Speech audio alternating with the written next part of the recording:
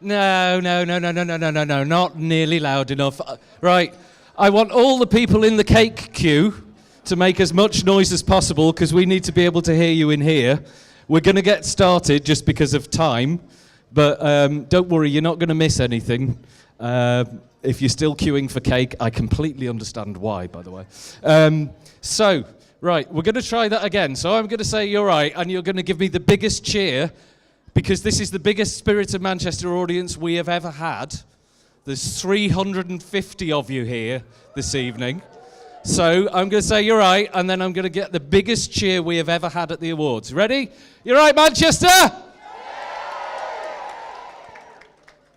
Right, you're going to have to do that again many, many times this evening. So, hello, good evening, and welcome to the Spirit of Manchester Awards 2024. That's it, that's your second one, right? And shan it over if you're celebrating tonight, by the way. Lord Mayor, ladies and gentlemen, colleagues and friends, it's my very great pleasure to welcome you to the Spirit of Manchester Awards, celebrating Manchester's fantastic volunteers, charities, community groups, faith communities, social enterprises, and basically the thousands and thousands of people all around our city who believe that life can be better and are doing something about it. My name's Mike Wild, I'm the Chief Exec of MAC, and MAC is a charity which has one purpose, and that is Manchester. Our job is to make more good stuff happen in this city, so we support and celebrate, and all the stuff you're going to hear about tonight, we're involved with all of it, and I'm really proud of the amazing local voluntary community and social enterprise sector that we have. We help set up new groups, we help develop existing organisations, we help people find funding. I've got some funding news this evening. Those of you who are fundraisers, you will want to listen carefully to some stuff I'm going to say later. And we help encourage and cajole the whole sector. We help local people be active in their communities. We run the city's volunteer centre. Volunteer centre colleagues are dotted around the room today. We help organisations work with partners like the City Council, the NHS, with businesses, and we're a membership organisation, so we're like a huge network of people and organisations who want to work together to be an active force for good and an inspiring voice in the life of our city. And as you might have seen on the screens while you've been waiting, membership of MAC is available. It is free. So if you're not a member, and we know which of you aren't, we've done the calculations and we've got a list. Please do get in touch with one of us and join up. It's really great to have more people involved. The more voices we have, the better. Tonight is the moment when we stand up and celebrate all of this stuff. But it's not just about applause, though you are going to be doing a lot of applauding. It's also a moment to stand up and say what matters to us, to focus on the compassion and the kindness and the ringtones and the humanity that characterises our VCSE sector and our tech sector. It's to celebrate, really, the beautiful diversity of Manchester's communities. What we celebrate tonight is, like I say, it's people getting on, making their patch of the world better for everybody in it. It's a story of Mancunian gumption and organised kindness. And in a time when I'm sure we're all seeing there's so much division and fear around at the moment, overseas, and even, sadly, more recently, we've seen it on our own streets as well. Tonight, as much as anything, is a rejection of fear and hatred. It's a celebration of the hope and the beauty and the strength in our communities and what we can do when we work together to build better for the future. That's all throughout all the stories you're going to hear and see this evening. So, to get us underway, it is my pleasure now to introduce our guest of honour for the evening, the Lord Mayor of Manchester, Councillor Paul Andrews.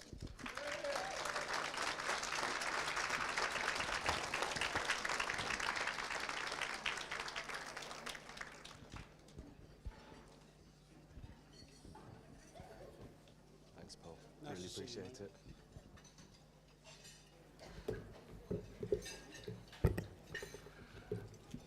I took the long way round because I didn't want to trip up in front of everybody. As Lord Mayor of Manchester, I am delighted and honoured to be speaking to you at the 2024 Spirit of Manchester Awards ceremony. I am a very proud Mancunian. I was born in Manchester, and I have spent the majority of my working life as a councillor in this great city. I recognise the challenges that our communities face and the vital role that our voluntary, community and social enterprise organisations have in supporting them. Manchester has communities, families and individuals who really need significant help and continue to feel the pressure of the rising cost of living, with those residents already in disadvantaged positions being hit the hardest. I know that Manchester's voluntary community and social enterprise sector remains committed to supporting our residents through the provision of an enormous range of services providing support with housing and homelessness, food, substance misuse, childcare and education abuse, to name but a few. On behalf of Manchester City Council, I would like to thank each and every one of you for your ongoing dedication and commitment. I know that alongside the Council and other key agencies, Manchester's voluntary community and social enterprise sector will continue to work tirelessly to provide effective services, compassion and hope to those who need it. The Spirit of Manchester Awards were established 12 years ago to highlight and to celebrate the sector's incredible work, commitment and achievements. The Spirit of Manchester Awards continue to recognise the difference that the thousands of volunteers, community groups and socially minded businesses make to this great city. Congratulations to all the individuals, groups and organisations who have been nominated for one of this year's Spirit of Manchester Awards. You should all be extremely proud of yourselves. I hope you have a wonderful evening and I wish every one of you all success for the future. Thank you very much.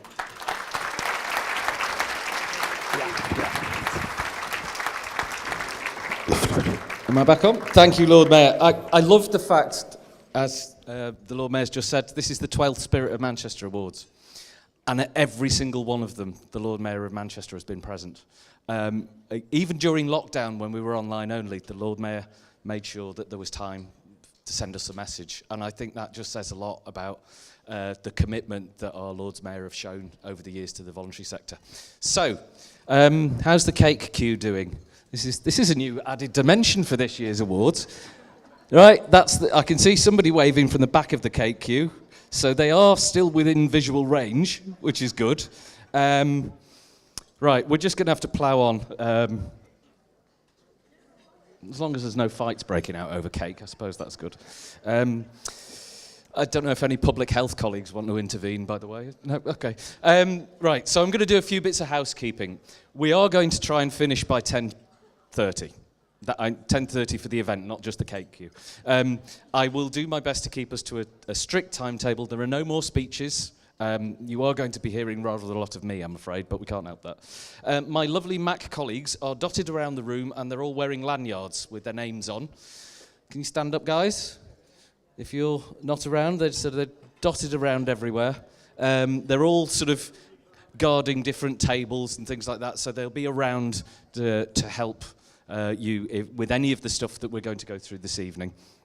And their job basically is to make sure that you have a good time tonight and check in with you about everything. All the housekeeping stuff around emergency exits, fire alarms, the emergency exits are over there. There's a green sign, or over there if we're directed that way.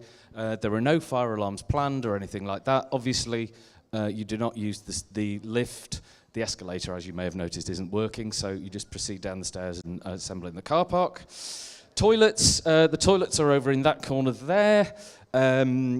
We will have a short break just before 9 o'clock, but you know, this isn't school. You don't need to put your hand up if you need to go, just get up and go. But you will have to buy raffle tickets to come back and sit down again. Well, if you can get past the staff who are trying to sell them to you, good luck with that. Thank you, Val. We do have a space set aside as a prayer room or a quiet room. If anybody wants to use that, just speak to the nearest member of the team that's around. Lots of the stories you'll see tonight are really powerful, and that's absolutely as it should be, but if it is getting a bit overwhelming for you and you want to step out, we've got the quiet space, or there's plenty of space at the back there. We understand it's okay if you need to. There are drinks available throughout the evening on your tables. If there is anything else that you need, just speak to a member of staff. Sorry about the fact there is no bar, but, you know, just help yourself to whatever's available, basically. So, some technical stuff first. We are webcasting live on YouTube. So, let's give all the people on YouTube a big cheer. So, hello, YouTube! Right? They'll hear that in about 1 minute and 30 seconds, I reckon, or something like that. And we're going to have to test that in a minute. So I just want to say a huge thank you to our tech partners, Visair, who are helping us with the webcast. And you see they've got cameras dotted around the room and everything. The next bit is we have photographers around. You might see... let me just get this right. There's a lot to remember here. Anthony is around with the camera. And I don't know if... I haven't seen Hugh yet. Nope. Hugh's not here. Oh, well. There's definitely Anthony here. Oh, Anthony's there. Sorry. And Anthony's friend. Sorry, I don't know your name.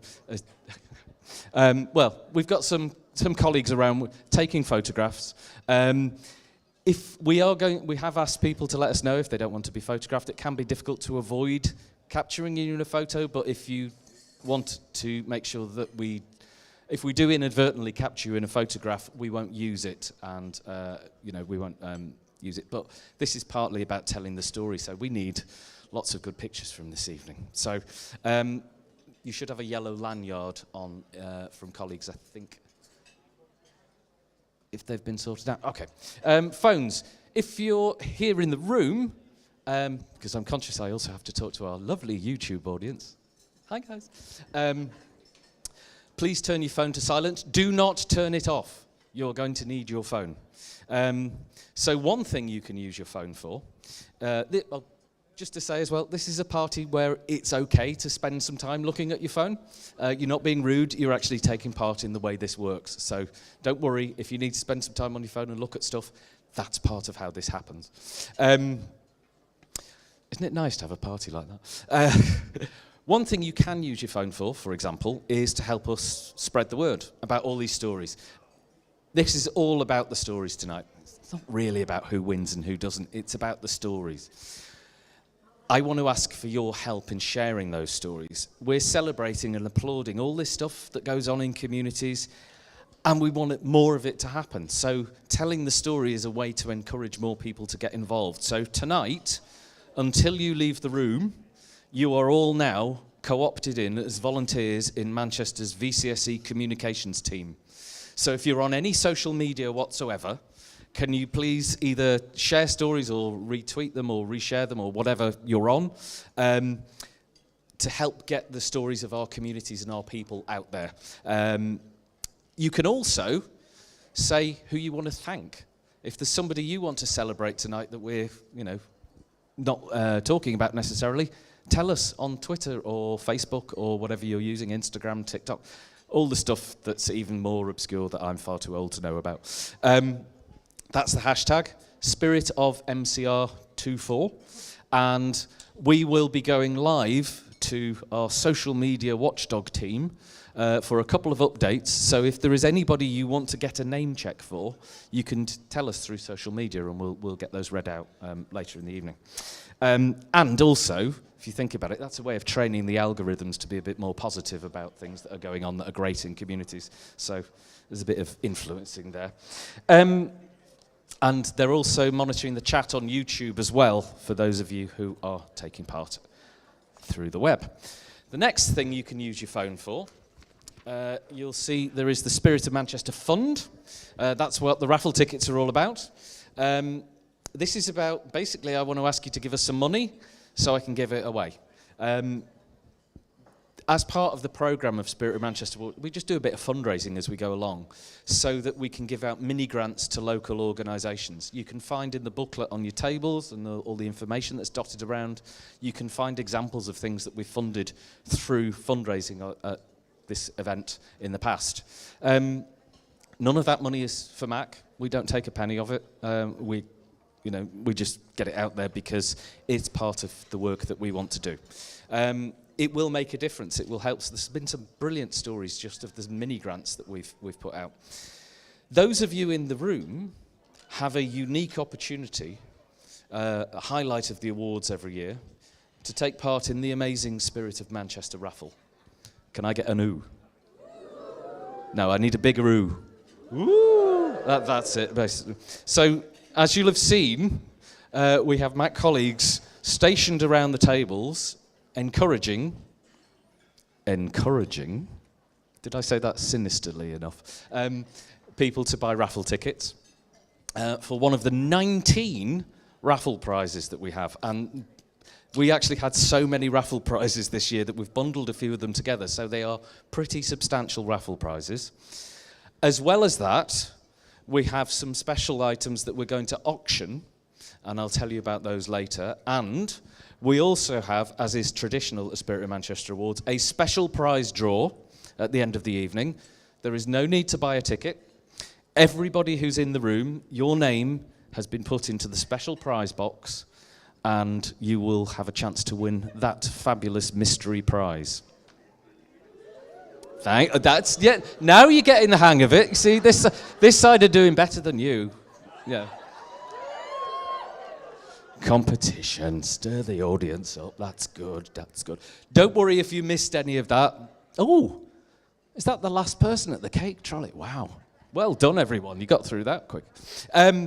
Don't worry if you missed any of that. There's loads of information on your tables about how all this works. It includes the stuff we're going to explain now about voting, the donations, the links, the raffle links. It's all on cards that have been put on your table, including the Wi-Fi code. Has everybody managed to get on the Wi-Fi who needs to? If you haven't, ask your nearest member of staff from the Mac team. They're the ones with the lanyards. Right, so who's been to the Spirit of Manchester Awards before? Well, you didn't enjoy it very much by the sound of it. Who's been to the Spirit of Manchester Awards before? That's better. Who hasn't been? Who's a newbie? Right, welcome to you guys particularly. And to those of you who are maybe watching this online, I need to tell you how this works, because this probably isn't like an awards that you've been to before. Every year at Mac, we pick a number of categories about things that we want to highlight that are important about the way charities and voluntary groups and community groups and faith organisations and social enterprises work. The things, like I say, we want to encourage and celebrate. And really, that's the only bit of it that Mac actually controls. Because what we do is we then send out, and hopefully many of you saw this because that's how you got here, an invitation for nominations against all those different categories. And we get hundreds and hundreds, and I was saying to Jez earlier, we were laughing about the fact that actually we make the judges' job more difficult every year, and that's a goal I am very proud to keep pushing on. We get so many nominations in, and those stories themselves are incredible. But to narrow it down, we have a panel of judges. They are completely independent, so they're people who volunteer what increasingly takes several days to go through the shortlist. And they give us 3 against each category, with a couple of exceptions, which I'll talk about. And after that, we work with those people or those organisations to make a little film about each one of them. So tonight, what will happen is I will introduce each category, I will introduce you to the nominees, and then we will watch the films, and then you will vote for the winner. And I include you on YouTube. So you are going to decide what happens this evening, not us. This is about community power, remember? So, first thing I need to do is thank the judges who went through all those shortlists. So, can you please put your hands together for Alexandra King-Byatt, Keisha Thompson, Samuel Remiakinwale, Nakib Narat, and once again, the chair of our judges, the irreplaceable Jez Myers. Thank you so much. This job gets more and more difficult. There is a brochure on our website with all the shortlisted nominees. We've got some printed copies on the tables. Information about our supporters is in all that as well, so do please take time to have a look at it. If you're watching on YouTube, there should be a link going into the chat around that now. So, I said you need your phones. You're going to need your phones to vote with. We'll be using a system called Slido. There's a link going up there. There's also a QR code. Has everybody got a phone handy?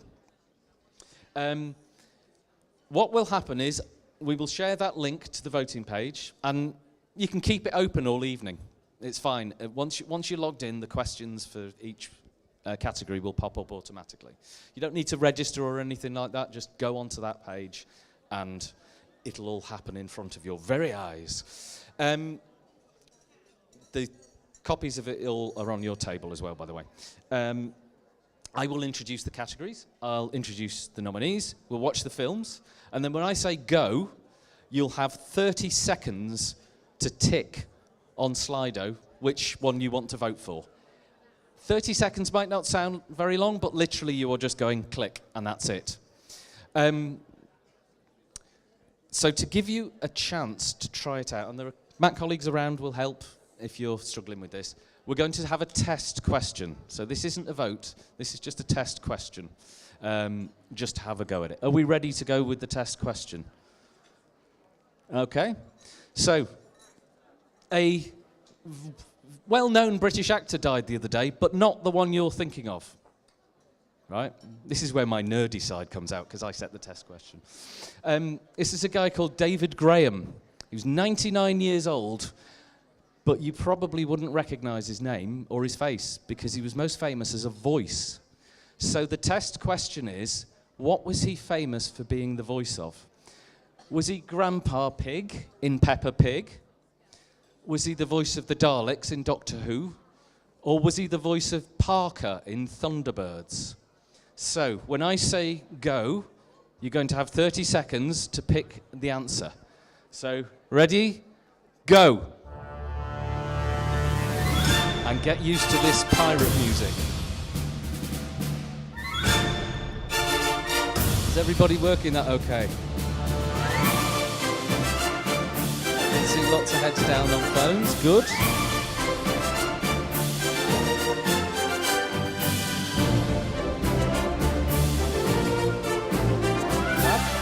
Okay. Now,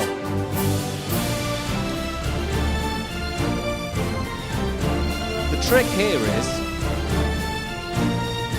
that because we're running slightly, YouTube is running slightly behind, we now have a bit of a lag because they've only just heard me say vote now. So we've now got to wait for them to catch up. 30 seconds.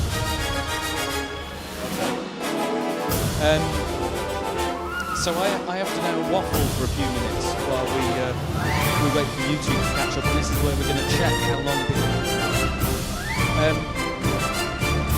If you think of it, they're in a separate time zone, right? What we're going to do is use our carbon-based multi-dimensional chronometric analyzer to produce a real-time estimate of the temporal differential envelope, which basically means Jack's going to look at his watch and tell me. Okay, have we got a result?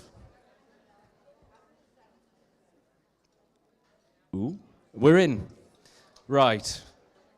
Do we know the scores? Does it matter? Okay. You can see on your phones, you were all right, because it was all of them. So that's a nice way to start the evening. Nobody got it wrong. Yes, he was Parker in Thunderbirds and came back in Thunderbirds I'll Go as well, which I thought was really good. Anyway, right. So you can see how the voting works, right? We will hopefully be able to repeat that. So before we get on to our first award, there is one last bit of preparation we need to do. Shh. Right, okay. I want you to start moving your hands like that. Just very, very gently. Start moving your hands and then start putting them together very, very quietly. And when we're going to get louder and louder and louder, and we're going to break the microphones that are sending this over to YouTube, because we're going to get it very, very loud any minute now. So I will ramp us up. So we go up a bit, and up a bit, and get louder and faster and louder. And I'm going to go 3, 2, 1, and then we're going to really go for it. Ready? 3, 2, 1! Right.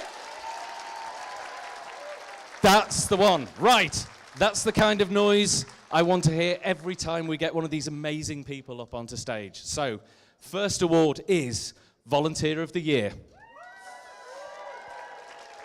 Okay, the best bit of the work we do at MAC is the amazing people that we get to meet. Fantastic people in local communities, often who never get recognised, never get their story told. Tonight, we're going to introduce you to some of those people and those organisations. So where else would we start in the voluntary sector but the volunteers, the amazing volunteers? There are 162,000 people in Manchester who take part in volunteering every year. That's just Manchester. That's incredible. They give their time, their energy, their skills. They are working hard all the time, despite all the other pressures that are going on. We know how hard times are. We know people still want to do stuff to help, and they're under pressure themselves. And yet, every time there's an emergency, every time there's an extra ask, volunteers come out. We saw it during the pandemic. We've seen it every crisis that there's been. You are about to meet some proper community heroes. So, please welcome to the stage the nominees. Holly Taberner, Sammy Minshall, and Maria Romanenko. Where are you, folks? Are you coming up? Okay. Keep the clapping going. It's a long way up from down there. So, right. And let's roll the films. So remember, pay attention, because you've got to pick one of these in a minute. Volunteering for MASH for 7 years now. I just love the charity. I love that they support vulnerable women in Manchester. I like feeling like I'm making a difference in someone's life. I think I've got better at speaking to people and giving them support when they're going through a tough time. I've seen some of the women completely turn their lives around since they started coming to MASH, especially when we get them housing or we're kind of doing this bigger casework with them. But some of them just come in for a brew and to do artwork with us, and that's lovely as well that they have like a nice community here to support them. She's developed some very valuable relationships with the women that use the centre, and I'm sure that the women that use the centre will be extremely proud if she wins this award.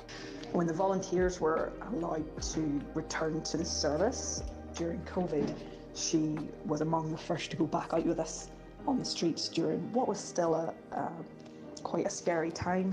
She has spoken at events for us, she's done many fundraisers for us, she's encouraged her friends and networks to donate to MASH, and that's all on top of the hundreds, maybe even thousands of hours she's donated to MASH as a volunteer. What a valuable asset she is to our volunteering team.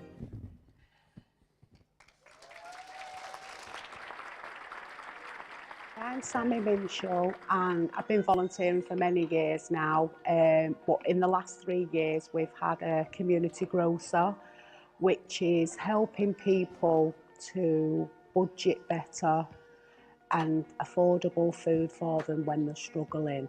I've been involved in my community now for 25 years. I suppose I get many things out of volunteering. I can honestly actually say it's actually my life. This house is special, and it's the people that make the difference. Sammy is exceptional. She's priceless. She's there for us. It doesn't matter what it is, and she gives us food. She cares about us. I thought nobody cared about us, but I was wrong. She cares from the heart, and she shows that through her actions, and that is the most important thing. Even when you're going through things yourself, it makes me happy to know that other people are happy too.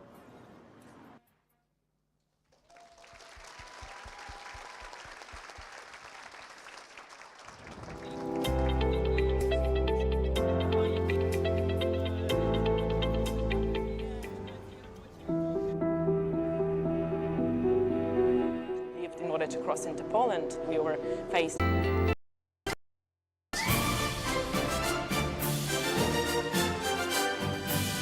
These lights are really blinding. Squint like a pirate by the end.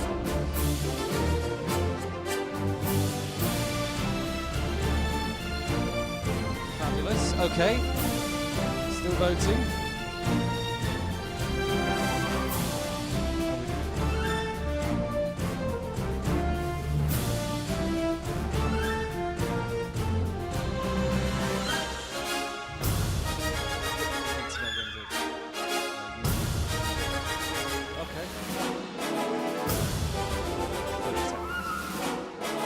Okay, right, so you should have done voting, so we'll just let the people on YouTube know that we've stopped voting in the room, but they'll have been carried on. So by the time they hear this, they'll stop. I just want to say something quickly about volunteering while we're getting the results in, and I say this every year because it's important. The word voluntary means by choice. By definition, volunteering is not and cannot be compulsory.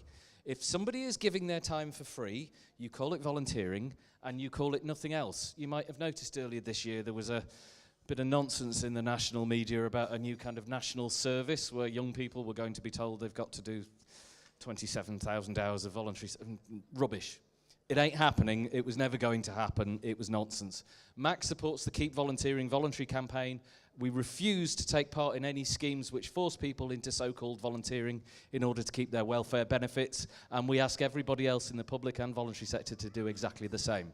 Have we got a result? Right. Volunteer of the Year, Sammy Minshall.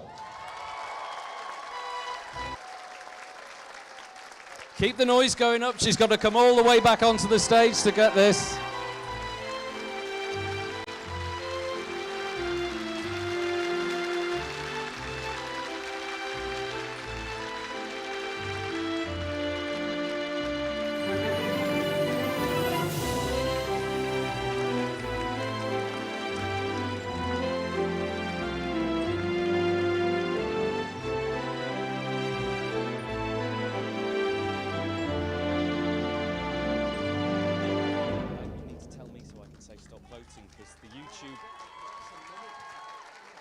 No, tell me 30 seconds because I need to tell the YouTube people they've only had 30 seconds.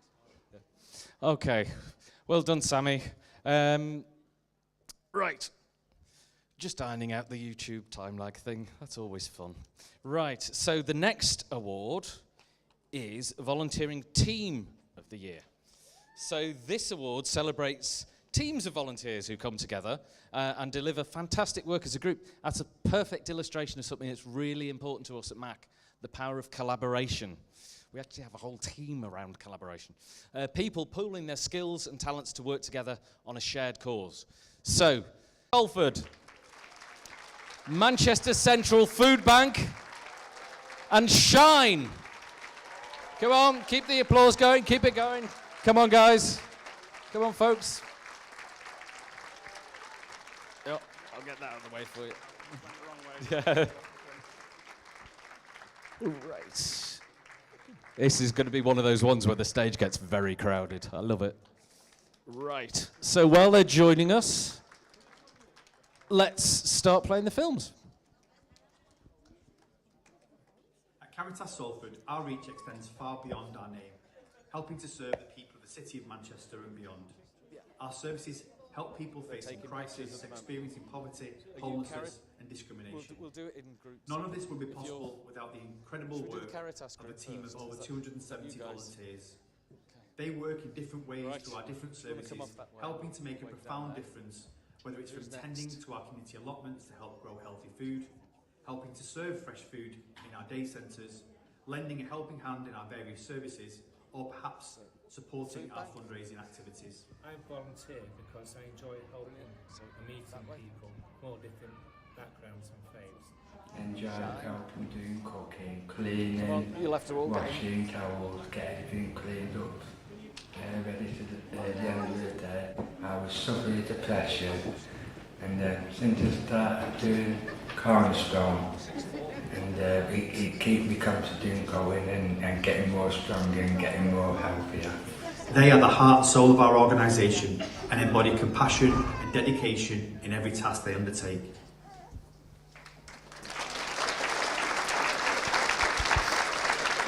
I'm Jan and I'm volunteer coordinator for Manchester Central Food Bank. Our volunteers, they are the lifeblood of our food bank. And in the last year, we've seen a soaring number of clients. The people in crisis in need has escalated by a third. We're a really close-knit group of friends. We actually become really good friends with a lot of our clients. People come here when they're going through some of the hardest times in their life, and it's quite a privilege to be able to support them with that. We're now seeing 1,500 clients every month at our 3 sites. They've stepped up to the challenge. They've put in the perspiration packing emergency food parcels for our clients, and they provided the inspiration by listening to our client with empathy. None of us really know when we might need support from other people, but actually we've got a fantastic team here, and we're a little community of our own. They are truly an amazing lot, and I'm very happy to nominate them.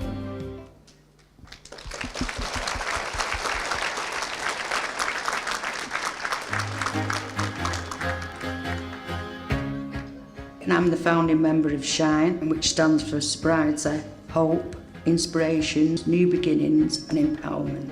So people in recovery, we do Zoom meetings, we've got a mums meeting, we have a men's group, 24/7 WhatsApp group, a mixed meeting, a free gym session, we have an allotment, we grow our own vegetables, onions growing, we've got all sorts. It's about connection, being out in nature. It's a beautiful place. Breakfast mornings at 3 bases over Manchester, which is run by volunteers. Everyone wants to give back. We have a brilliant choir. We have a sober lounge, the Saints and Sinners events that we have. A holistic therapy session. We have sound baths, meditation, social media. 1,000 people following us on there. Basically SHINE. Friendly atmosphere. It's somewhere to go when you need to speak to someone. We've all been through the same thing. People love us.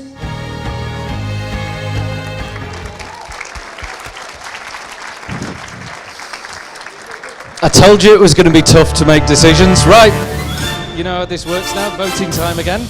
So start voting now. So in this bit, in the old days, voting buttons on tables, so I'd have to read them all out again. But you've all got them in front of you now, so I just stand here. I don't know if you've noticed the Spirit of Manchester Award trophies. Everybody wins gets one of these. These are made for us, as always, by Ellie McIntosh, who's a local artist, and she comes up with a different design every time. She never seems to run out of ideas. They're amazing. So thank you to Ellie for her work on those, as always. And I love it when I'm out and about visiting organisations and see one of the trophies, and then I think, I know that design. That was 17. Great. Right, I think we're done with the 30 seconds of voting, so we'll just wait for YouTube to catch up.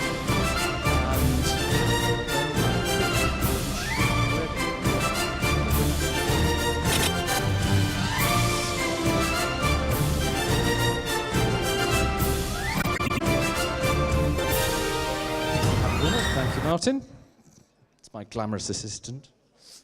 And the winner of Volunteering Team of the Year is SHINE. Up you come, guys. Keep clapping for them while they come back on stage. You can do all that when you're back up here. And I love the way they brought the newest member of the team with them as well, who's been very well behaved.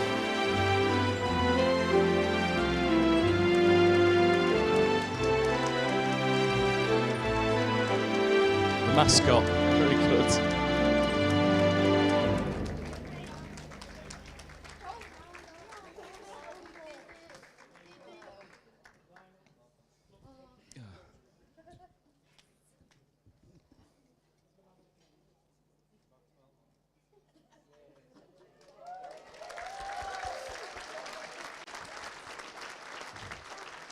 Okay.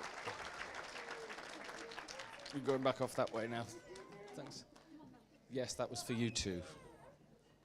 Bye-bye. Do you know a scary thing? We had 2015, the second awards we had. Rebecca from Odd Arts brought her baby up on stage. He started high school a few weeks ago. I felt old. So, next award is Young Volunteer of the Year. This is supported by Clyde & Co. So to present the award, I'd like to invite to the stage Caroline Loving and Latoya Robinson. There they are. So, thank you. This is one where we invite the judges to pick an outright winner so that we can announce it in Volunteers Week, which takes place in June. So, you're not voting on this one. Instead, we're going to watch a short film and then we're going to do the presentation. So, here we go. What is your job as a volunteer at the Manchester Youth Zone? My role at the Manchester Youth Zone is to help kids develop their STEM skills as well as their social skills through Makerspace. This can be a range of things between making Lego and making badges, t-shirts, just stuff that they'd want to do while not even realising they're developing the skills.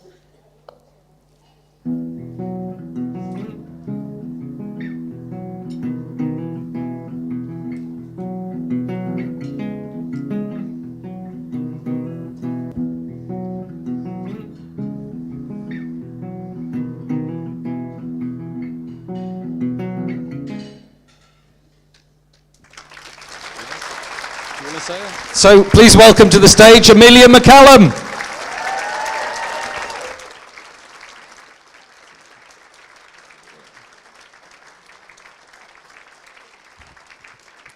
Take a bow. Keep going. Keep going. Way.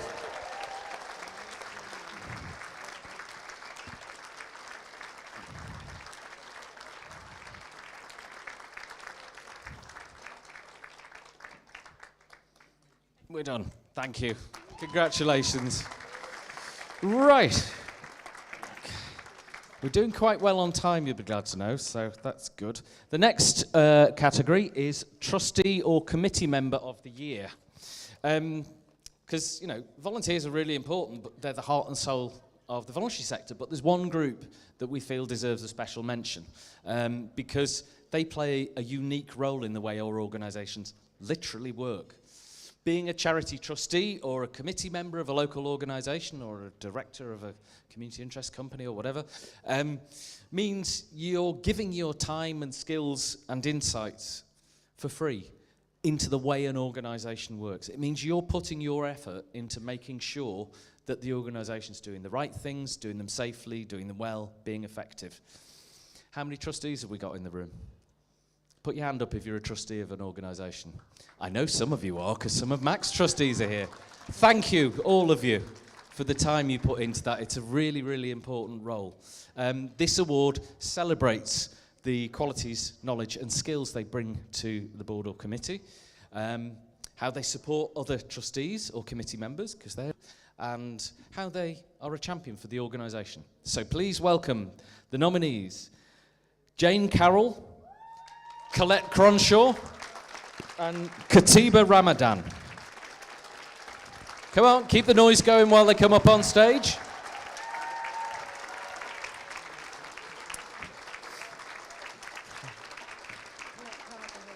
Oh, right. Okay, thank you. Apparently Colette can't be here, so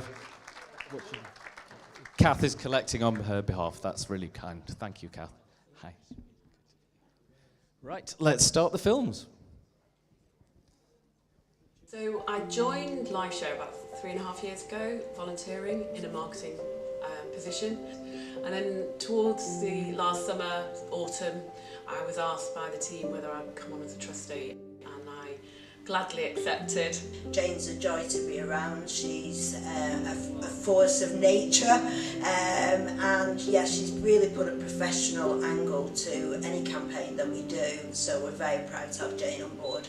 So as a trustee for LifeShare, I look at 3 different areas. So funding, obviously, is really important to us. I very much focus on marketing side of things. And the other thing is money and strategy. So as a trustee, I feel it's my responsibility to also open the charity up to other avenues. So since I've joined the board of LifeShare, you get a different perspective on the charity, and you can see challenges, you can see opportunities. You're also working with a really amazing team of people who are also giving up their time and their skills and resources to try and push the charity forward.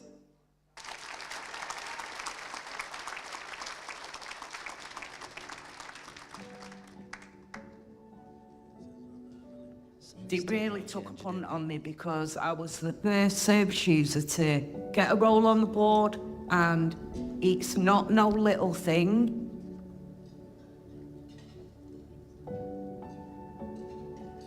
During the pandemic, we had to think, right, what are the essential services? What can we deliver? What can't we? It was Sue's Space that advised on that. Courageous. Dynamic, down to earth, and absolutely gets it. Creative, generous role model. Fiercely dedicated and powerful advocate.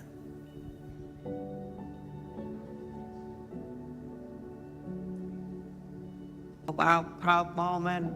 So proud. Like, I was sat in the meeting, I'm like, oh my God, am I actually here?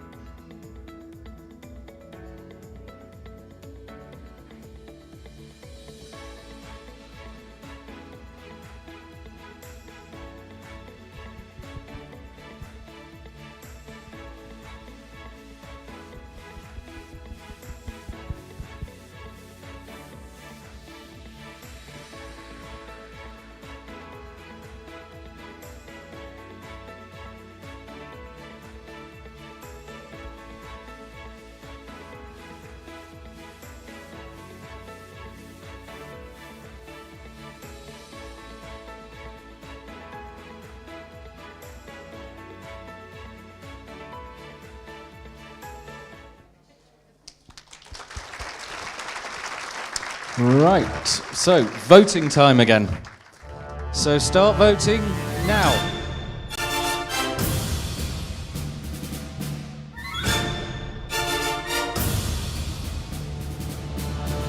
I've had a message to somebody wanting to know what STEM stands for. Science, technology, engineering, and maths. I think that was the question that was asked. I must admit I had to look back at my time.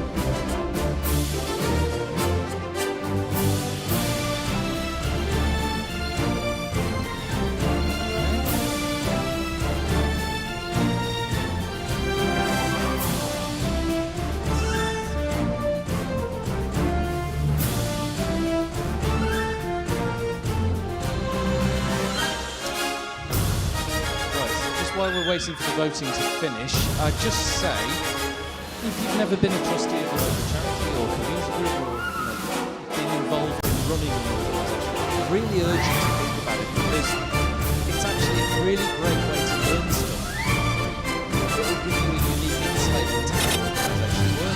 It is not about knowing everything.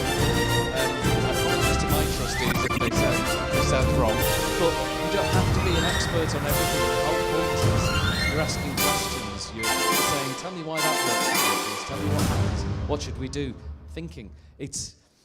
I always think there's a bit too much mystique around being a trustee. Actually, you should just be a good member of the community who's interested in stuff happening. So, to announce the winner, I am going to invite one of our own trustees up to the stage. Unfortunately, our chair, Roger, is ill today, so please welcome Mona Musa.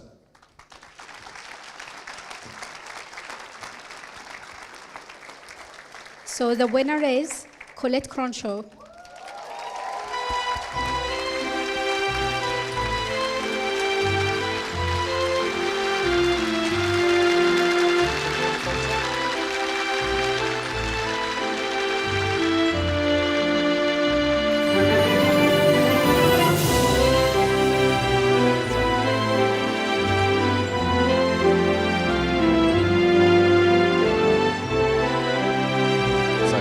Sadly, Colette's not with us, but Congratulations, Colette, if you're watching online. Right, thank you, Mona. And the next category is... I need a bigger lectern or a smaller script. Volunteer involving organisation. So obviously, with encouraging people to get involved in volunteering, it's really important that the organisations they work in and support and, you know, give their time and energy to, actually cherish them and look after them. Volunteering effort is freely given, like I said, but it needs to be supported and nurtured. It also requires resources. Everybody in the charity sector join in. Volunteering is not free. It might be provided for free, but it does come with costs. We need to enable more people to have access to volunteering opportunities. One of the most important roles in any charity is the person who looks after the volunteers. So this award highlights group. Come on, start the noise up. Home Start Manchester. Where are you folks? Come on. So I should have MASH and Home Start up here already. And the LGBT Foundation.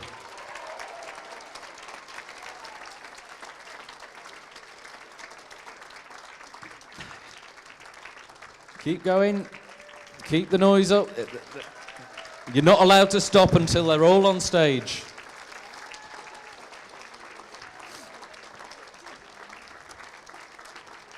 Fabulous. Hello again. Right, let's start the films. They treat me as a valued member of staff, and yet you're not just a volunteer. No matter how big or small your contribution is to MASH, I feel as an equal. All the staff are always friendly and approachable when you have a question, and they always take the time to listen to me and take on my views. Our volunteer coordinator is great at keeping us up to date with any significant issues or changes, and they make us feel appreciated by sending us thank you. So for me personally, MASH has helped me develop my current role as well, so they'll include me in any quality training sessions. I did the drop-in, the van, and I visited saunas as well. I loved it so much that when job adverts were sent out to us volunteers, I couldn't not apply. Volunteering gave me the confidence to do my various roles at MASH, from on-foot outreach worker to now a caseworker. Giving it like a piece of, like a sense of peace and hope that there's people like us, like MASH, supporting them. I probably would be dead.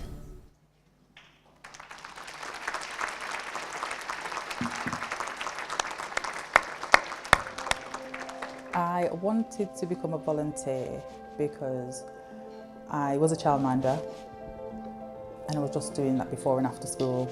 So I did a bit of research into Home Start and then thought, yeah, let me try this. Everything that it was about was all that I'm about. As a volunteer, I supported about 5 families with different support needs. And then after about 2 years, a job came up with Home Start, and because I adore Home Start and I really enjoyed what I did, I thought, okay, I'll apply for this. I applied and then I became a member of staff. What makes Home Start's volunteering so unique for families, I feel, is that we share our lives, our experiences with the families that we support, and we build friendships with the families, which is just lovely.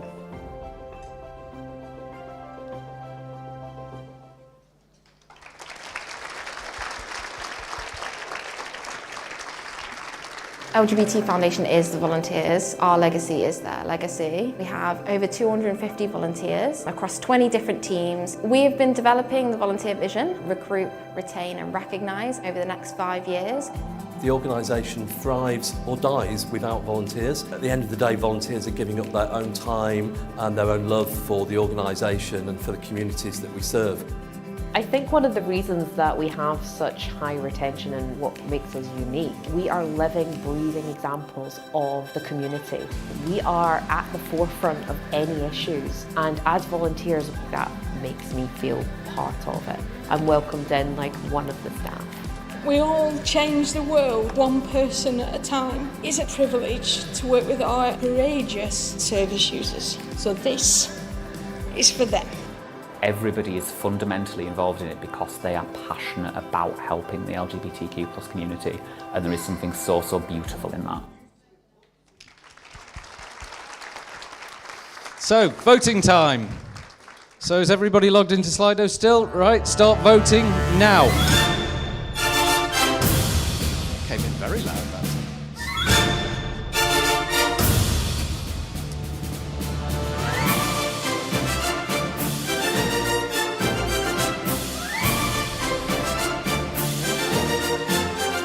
So I said I was going to share a bit of news with you while we were going along this evening. So I literally, about an hour before we started, I got confirmation from the Eric Wright Trust, for whom I'm very grateful, that we're going to be able to run our volunteer expenses fund again very soon. So £15,000 for volunteer expenses in local community organisations.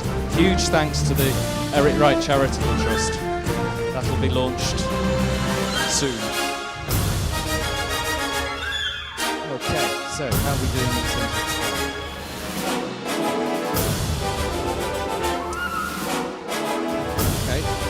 While it's being worked out, we're going to invite one of my other trustees to announce the winner. So please welcome Daniel Taylor.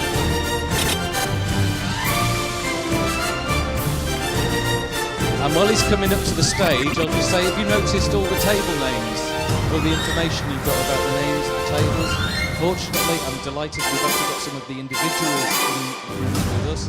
This is about celebrating people who have made Manchester their home, and it's been researched by the team at Mac. You know, all those stories are found. It's all online as well. We'll be sharing that around, and hopefully some of you have had a chance to meet somebody and ask them about that story. So I think we have a result. Daniel.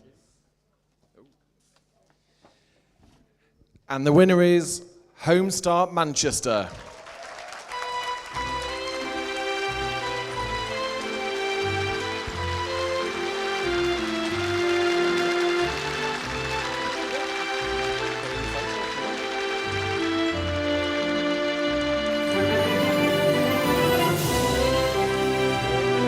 Nearly there. Nearly there.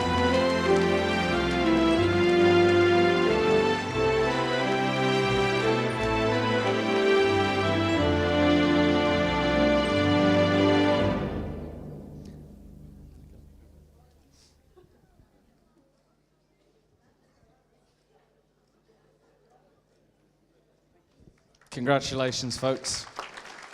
Right. I'm going to shut up for a minute now because we're about to go and get our first social media update. Zara. Where are you, Zara? Over there at the back. Are you doing it from there or are you coming up here? No, we can't hear you.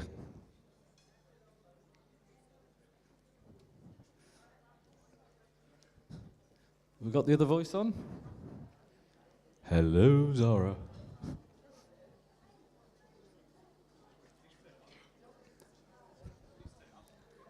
You need to turn the microphone on, apparently. Do you want this one?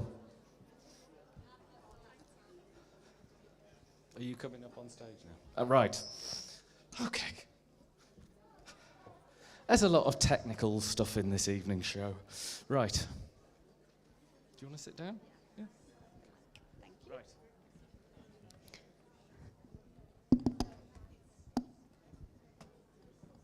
Hello everyone. How are you doing? Are you having a good evening so far? Yeah? Yeah. I've got some nice messages from our social media accounts for us. So I'll read out a few, but if you're watching online or if you're in a room and would like to share some nice words for the people in the room, for the nominees, so go for it and we'll read out throughout the evening. So I've got a message from Coffee for Craig. Marie and Tom from Coffee for Craig are honoured to be nominated for Spirit of Manchester 24 Award, and Tom is there representing Coffee for Craig. He works tirelessly for us and others. He deserves a great night out. Good luck, everyone. Thank you, Coffee for Craig. Susie from Manchester Central Food Bank says, Manchester Central volunteers, you are absolute stars, feeding 1,600 people each month. Thank you. Thank you, Manchester Central Food Bank. There are lots of thank yous for Shine, Jamie would like to say a massive thank you to Shine Manchester. Since coming into recovery 2 years ago, Shine provided breakfasts and a lovely welcome every morning, which made him feel really welcome and safe. Keep up the amazing work. Thank you, Shine.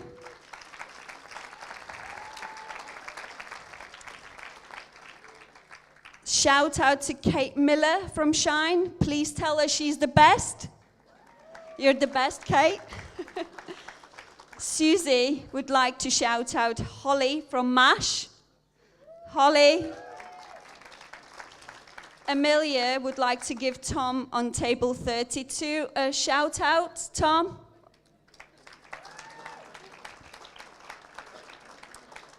And finally, Paula would like to say a massive thank you to Spice Group for all their amazing work, raising awareness and making world a more fun and kinder place.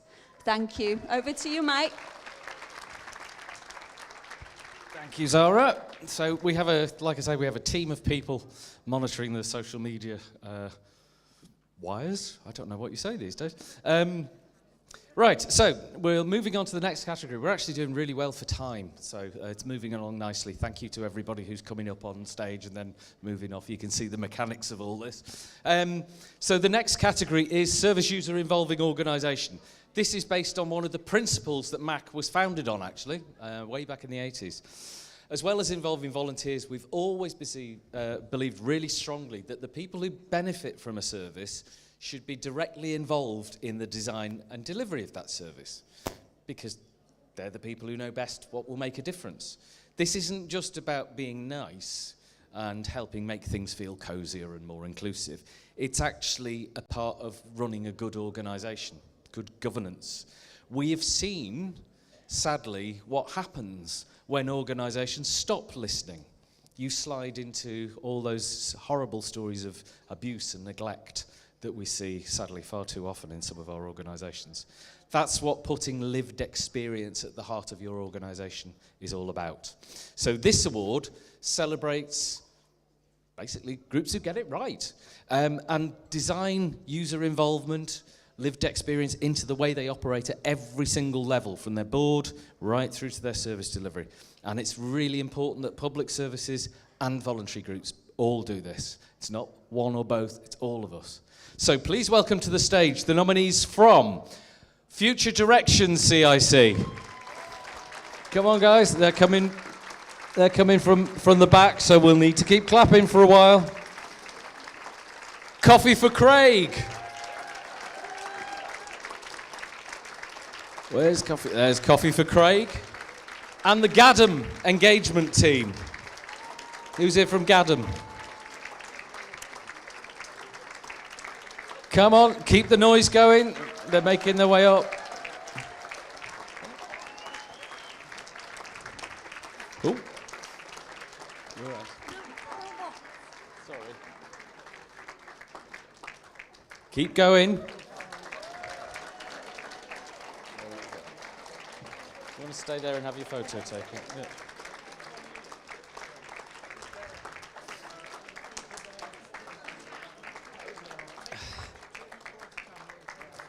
Right.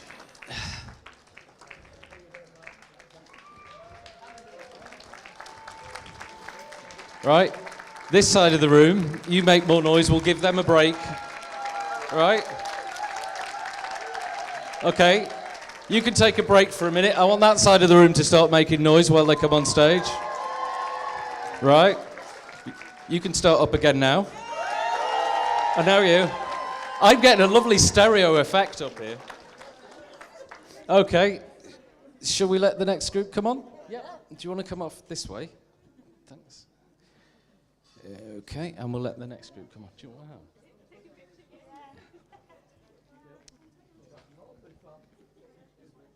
It's just 3 steps here. There you go. Right. Okay. Do you want to...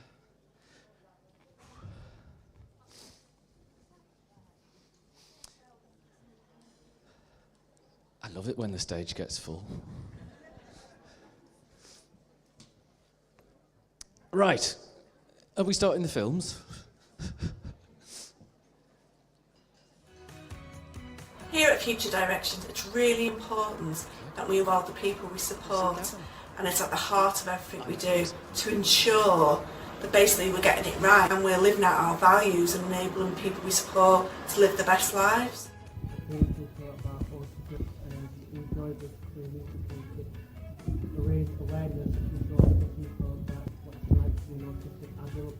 I train new staff, learn the street, and awesome.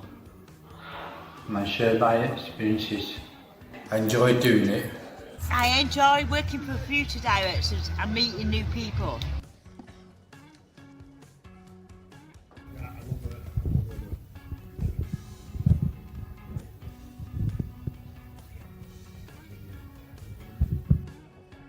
Have we lost audio somewhere?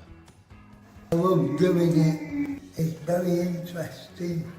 It gives me a voice, and that's what counts, isn't it? Future Directions are the best!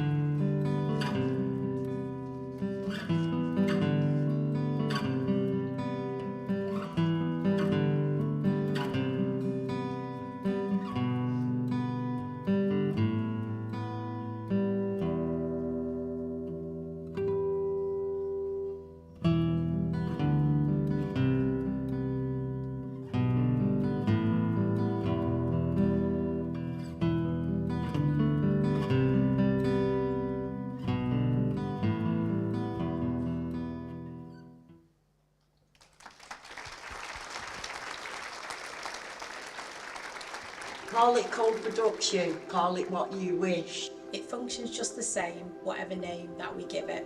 And it only functions smoothly to do just what it should. When the voice of each is as an equal understood.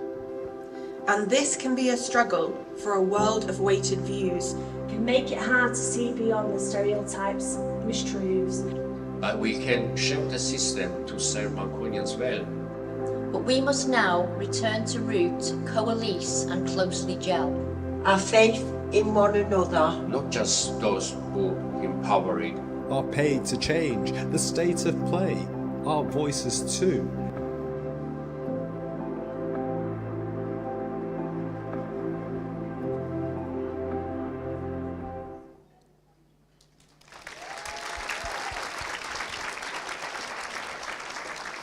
Okay, voting time again, so start voting now. Don't get any easier.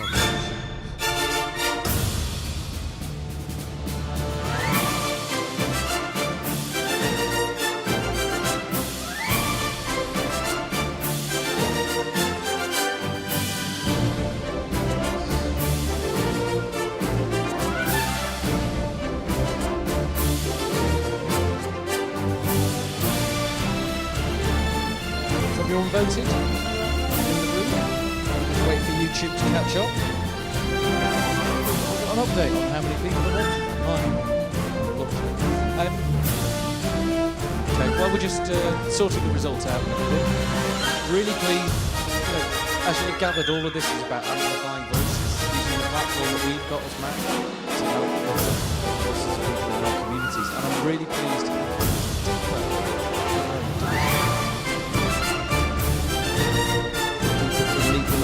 Hello, Deepa.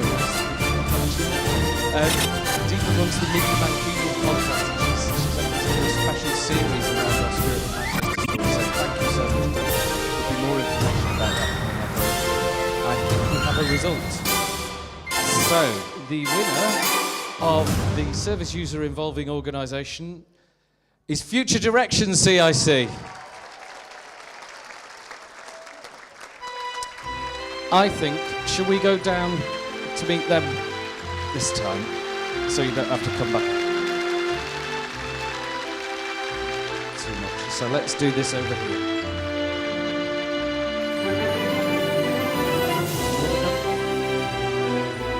Front, yeah. Fabulous. Give them a big round of applause, everyone.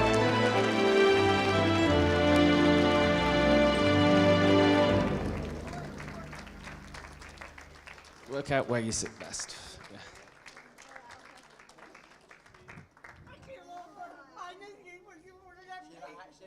Yeah. Right. You need to watch the man over there. Yeah.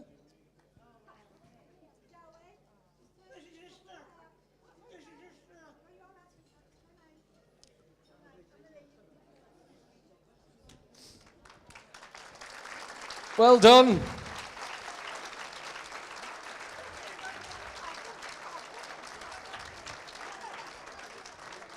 Congratulations, folks.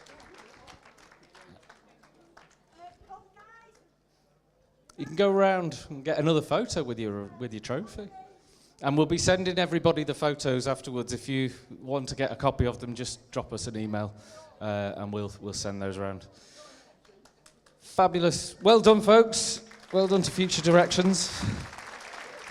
You see what I mean about it doesn't really matter the winners, they're all brilliant. You know. Okay, next award is Creative Community Spirit. One thing that's always been a strength of the VCSE sector, and we saw it so much during the pandemic. Thank you. Well done, Jack. Is the way groups use art and creativity to support others and the communities around them. And I love this because I always describe it to colleagues as it's when things don't look like a service, but still creates huge benefits. So it's obvious, isn't it? I mean, you think about, imagine a world without musicians or artists or comedians or actors and all the staff and people who help, make their stuff happen. We saw during the pandemic just how much that stuff means to people.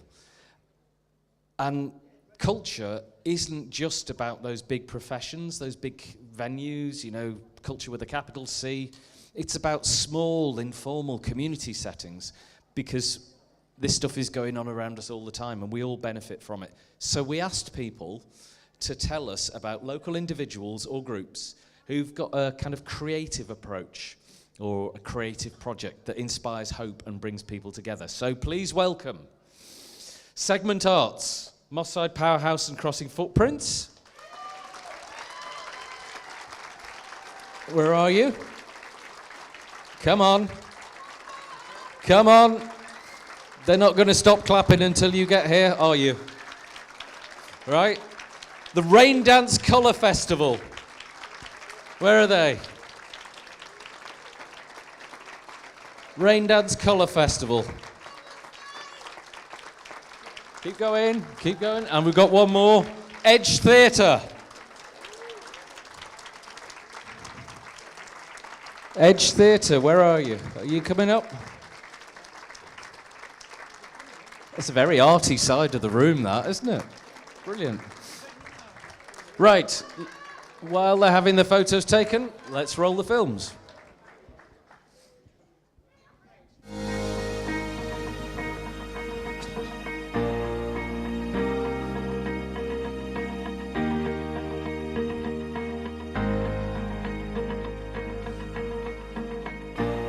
This group is very multicultural and it reflects the real Moss Side, well the Moss Side that I've always known as a little girl, even though people used to point the finger at Moss Side and say this, that, the other, that's not the Moss Side I know.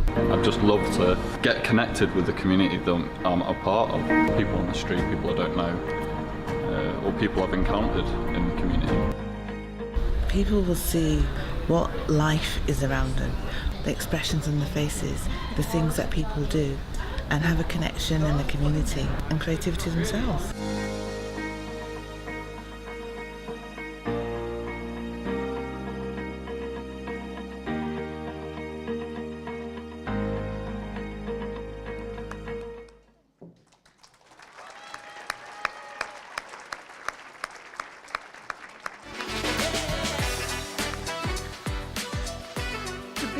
about wanting to do this show was the mental health aspect of it.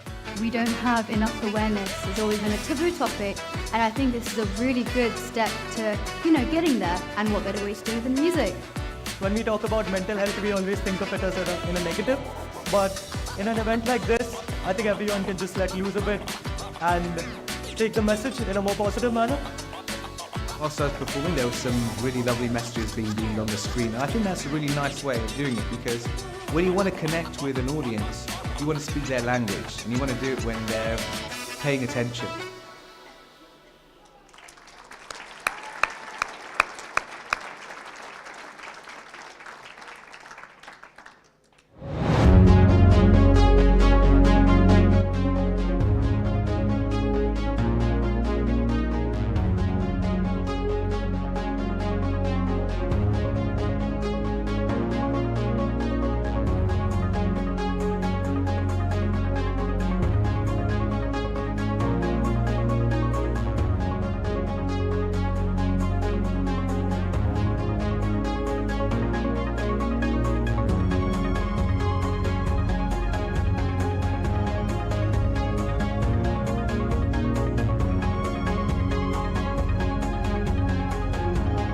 Audience faces of how I react.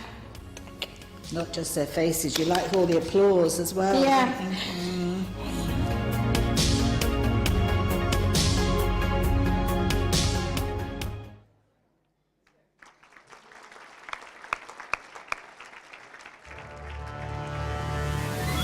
You know what to do now, don't you? Start voting.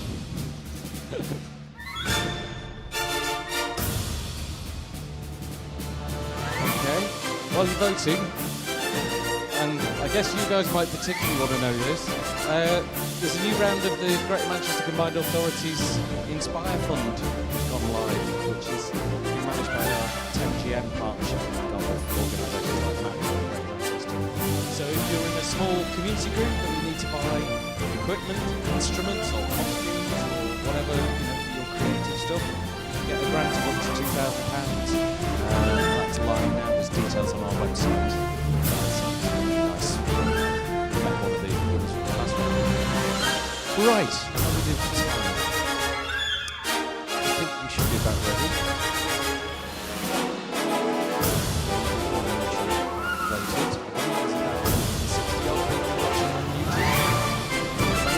So, to announce the winner, please welcome to the stage Dr. Julian Skirn, who's the Director of Corporate Social Responsibility at the University of Manchester and a Trustee of MAC.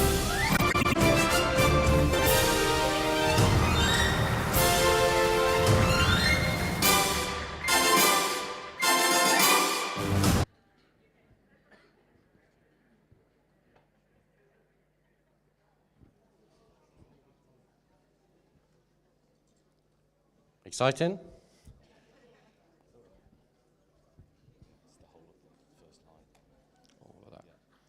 Okay, so I'm delighted to announce the winner as, drumroll,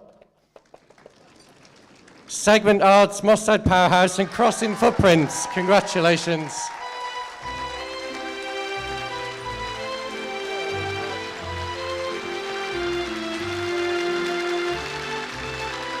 Are you coming back up, guys?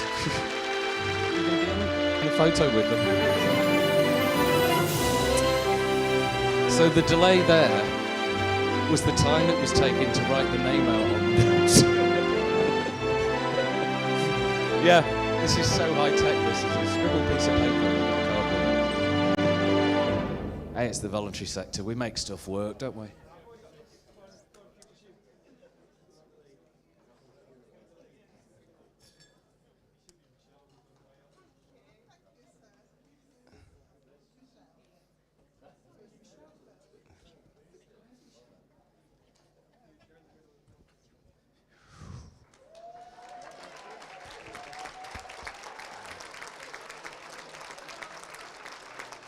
Somebody's got to take the award.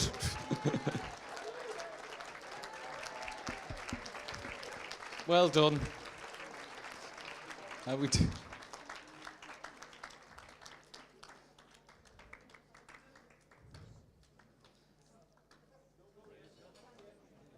Oh, Nearly. More photos. We're done. Great. Congratulations. Okay. Well done, folks.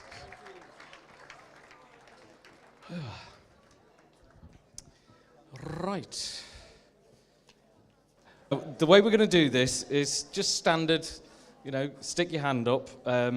We will, if you're the winning bidder, we will come to you with a card machine and some of the larger members of the MAC team to, so you don't need to come up and collect it and everything, because otherwise that will just get messy. So we're going to auction some off. So Martin, do you want to tell us what we have? Thank you, Mike. Just before I do, of the 160 people who are watching on YouTube, I'll get told off if I don't do this. 3 of the people relate to me: my wife Dawn, my daughter Grace, and Mummy and Daddy. Hello! Thank you. Right, the first thing we're going to auction is, I'm calling it a blast of culture.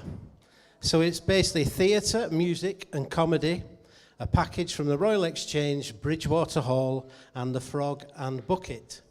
And within that, you've got 2 tickets to a show at the Royal Exchange, and it's called Escaped and Alone and What If I Only. Here, restricted to certain showings, and apparently you can go any day as long as it doesn't end in a Y.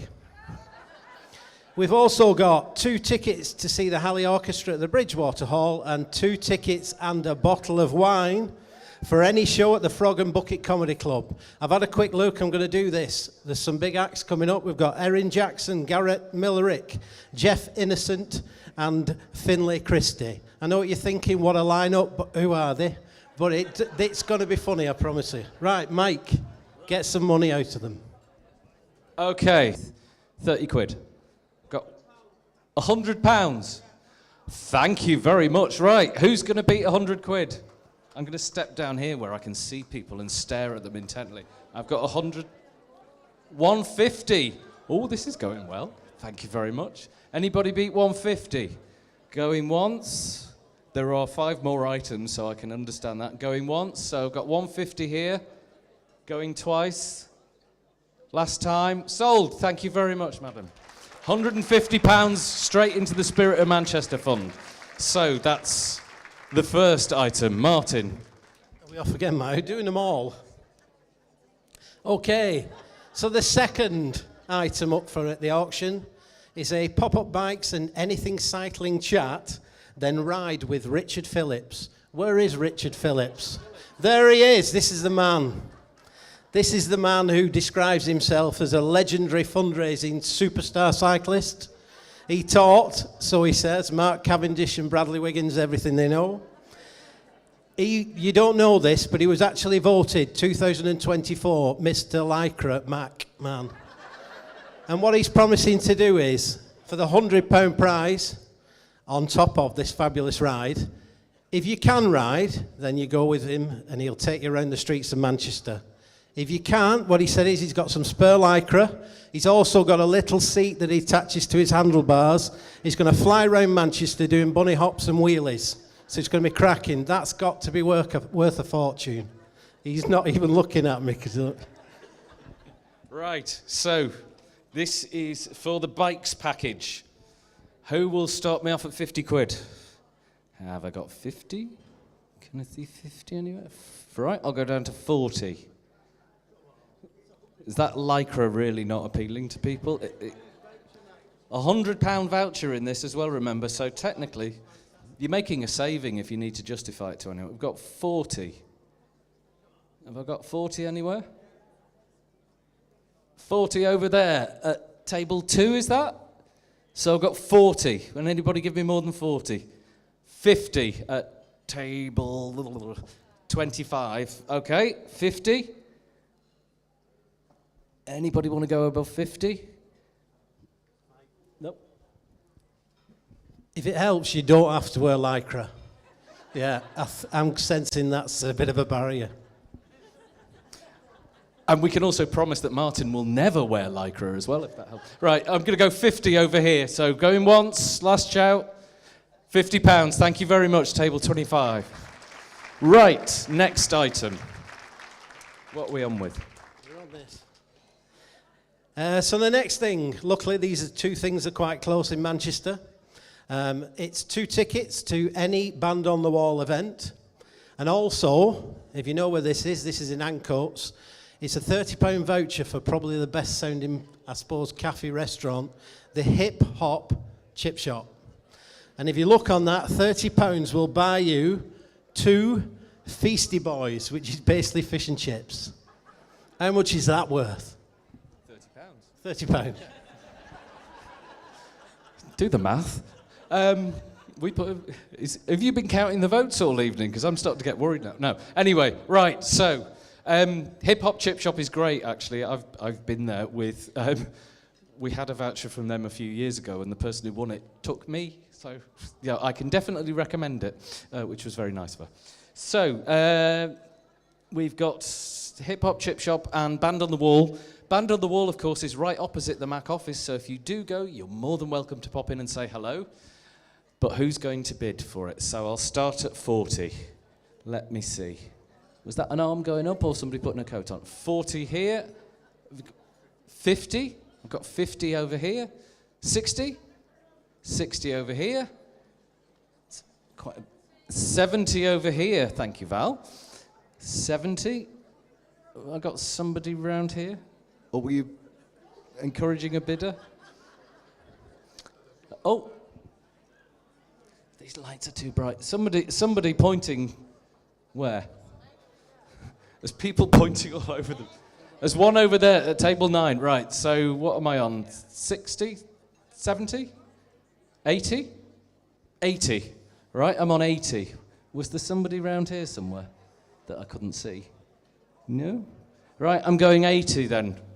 Once, twice, sold. Thank you very much, sir. Table 9. Right, what's next? 3 more, Mike.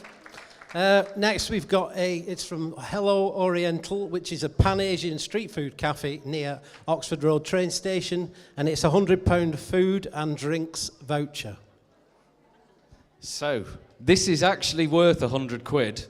So somebody is either about to get a bargain or about to be very generous, or possibly both. Right, I will start off at 50 then. That's half of its value. £50. He'll give me £50 for the voucher. I've got Janet there at table 20. Anybody else give me more than 50? 60? 60? Thank you very much. I've got 60. Anybody give me more than 60? 70? Thank you. 70? 100. Fabulous. Thank you. Who'll give me more than 100? Anybody want to beat 100? Going once? Going twice? Going blind? 100. Sold. Thank you very much, madam. Table 24. 25. Thank you. Okay, next we've got a Spirit of Manchester Distillery. We still don't know who got the name first, do we, Mike? And this is a tasting and distillery tour for 2, followed by, included in the package, a bottle of Mediterranean gin and a bottle of vodka. So this could be the night to forget. I don't think you remember much after this if you really go for it. How much? Right. So this is the Spirit of Manchester Distillery, not an affiliated organisation, but we're very grateful to them for donating this. So who'll start me on 50? 50? I know a few people in the room who want to compete for gin. I've got 2 on table 1. I'm going, Daniel, 60? Lucy, are you going higher than 60? 70? I've got somebody at the back. 80. Is that at table 14? 80? Anyone want to beat 80? 90? 90? I've got 90. There is gin involved. I know some of you like 90. Going once. Going twice. Last call. Right, sold. Table 18. Thank you very much. I won't name names. Tracy Rawlins, are you buddying up here? Is that what that is? Yeah, night out planned. Okay. The final auction item is a signed Manchester City football shirt. And the person who signed this is somebody called Ellen. I am joking, I know he is. 24-year-old Norwegian professional footballer, and he scored 100 goals in 105 appearances. And does anybody know what his supposed salary is? 20 million a year. How ridiculous, but there you go. That's football. So, what's it worth? A lot. Not a lot to a Manchester United fan. Do you know that they apparently could have bought him for 17 million at one time?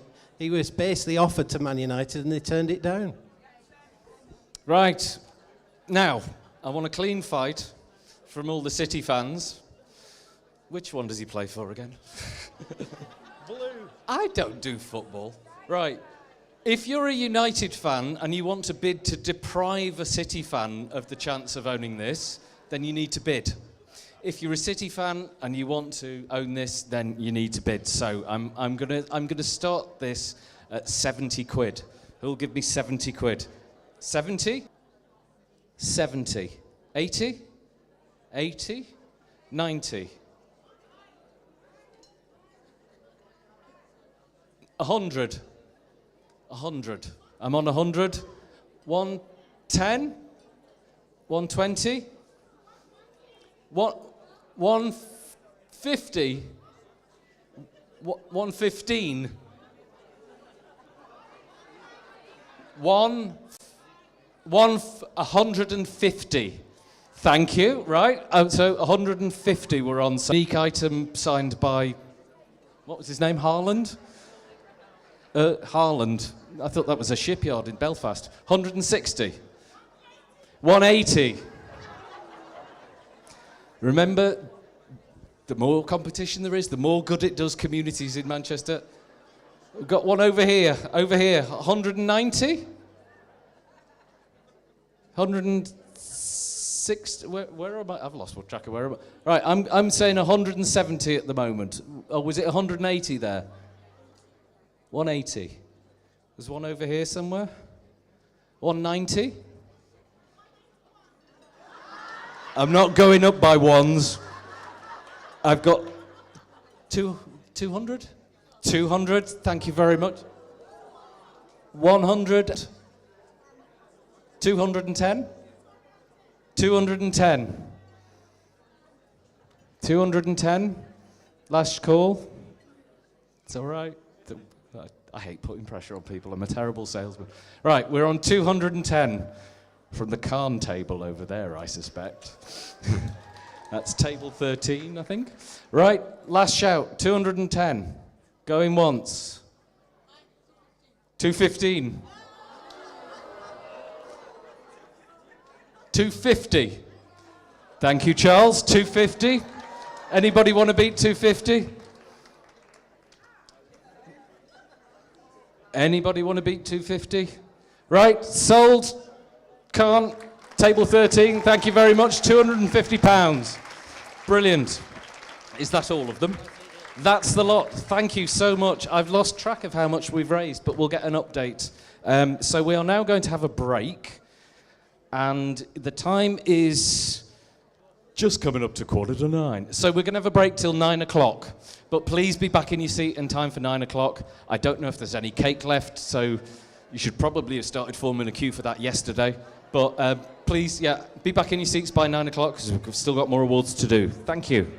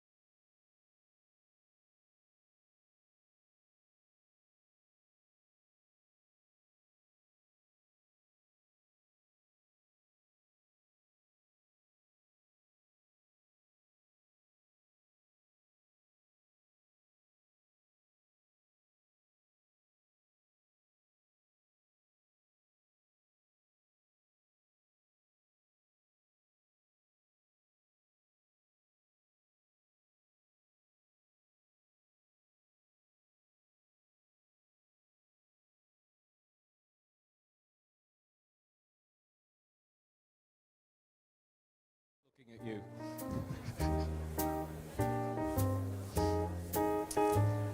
Right.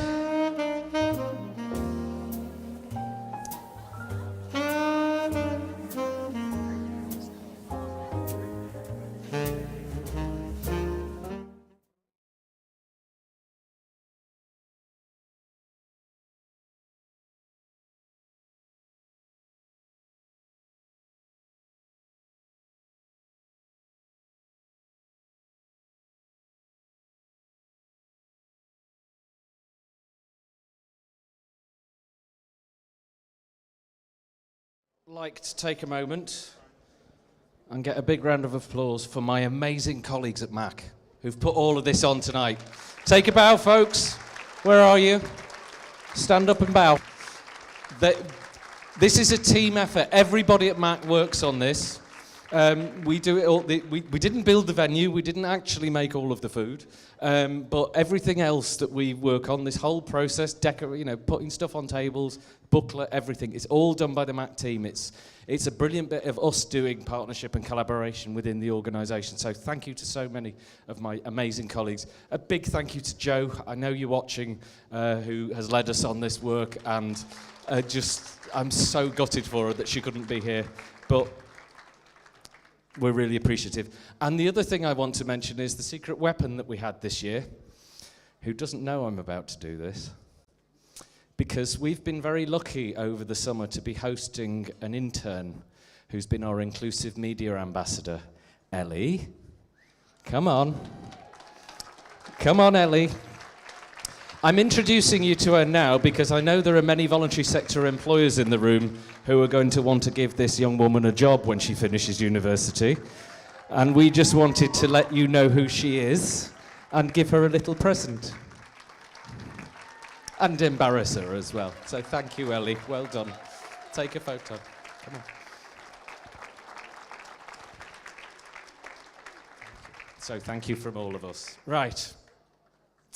So, yes. First award after the break is partnership and collaboration. Exactly like I said. Encouraging people and groups to work together is so important. Like I say, that's the way this event actually works. It's common sense. If you've got scarce resources, you need to share them to make the most of them. By working together, we can also be more efficient, more effective, and more creative. We saw a lot of brilliant working together, for example, during COVID, as the emergency unfolded and people were trying to find new ways of doing things. Most of that involved working with other people. We absolutely mustn't lose that, because we learned a lot about what happens when a crisis hits. We need each other at times. So within our sector, between our sector and public sector and voluntary sector, lots and lots of joint working, private sector organisations, but I'll say more about that in a moment. No single body has all the resources, no single body has all the answers. Thinking like an ecosystem is an incredibly powerful thing. So this award celebrates organisations who have built brilliant creative partnerships.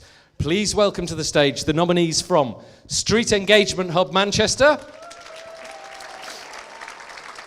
Remember, you've got to keep clapping till they're on stage. GLL and Better.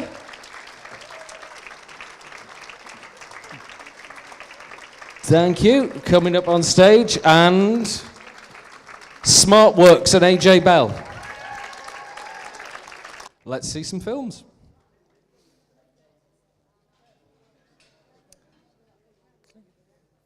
The Street Engagement Hub is a unique partnership in which Manchester City Council and Greater Manchester Police work alongside 16 other public and private sector agencies to help people who are often engaged in antisocial behaviour or sleep rough make the transition from street life and onto a place where they can feel safe.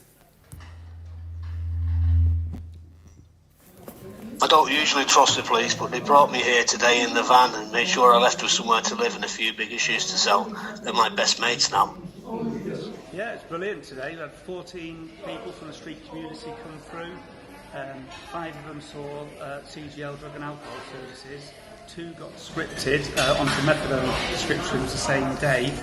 and we've also got 3 and possibly 4 people straight into a bed for every night accommodation. It's just another really busy day.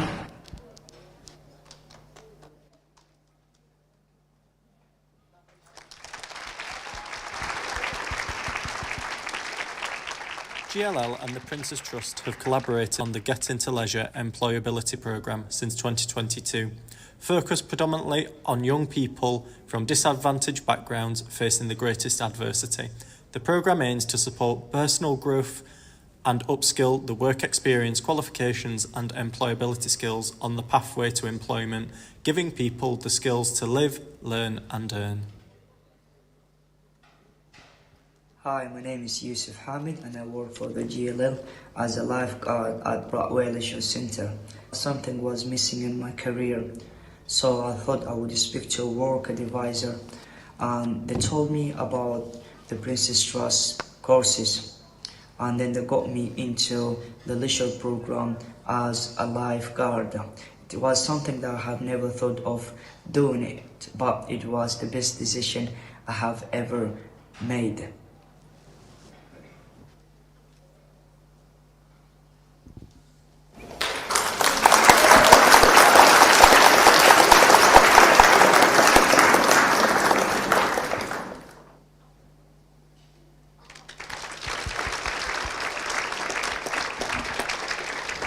This is my story, but it could be yours as well. SmartWorks provides free, high-quality interview clothing and job search and interview coaching to unemployed women across Greater Manchester. Key to opening the new centre was creating a charity partnership with the AJ Bell Futures Foundation. I discovered SmartWorks and they are able to support me and they ask nothing in exchange. It's like really mind-blowing. Dorcas had been unemployed for a year and was spending up to 30 hours a week on job applications. Within 2 weeks of her appointment, Dorcas was interviewed by 2 companies and offered a role as a sales and marketing assistant. I was able to actually answer all the questions that the employer asked me, and I was really coming across as a confident person. That's what the employer said, and I was like, me, wait, what? With the continued support of the AJ Bell Futures Foundation, SmartWorks Greater Manchester will support over 1,100 local unemployed women to get the clothes, get the confidence, get the job. Sometimes you might have been using your phone for other things. Possibly even making a phone call. Right, so we're going to start voting. Hopefully everybody's back in. Start voting now.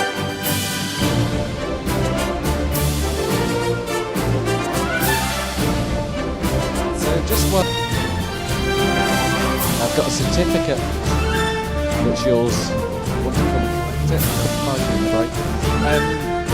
And also, colleagues at Khan just asked that we remind everybody their gala dinner on the 12th of October at the Hilton Manchester. On Deansgate, a whole bunch of the Palm team over there, so the tickets available now, so it's a really good event as part of Black History Month.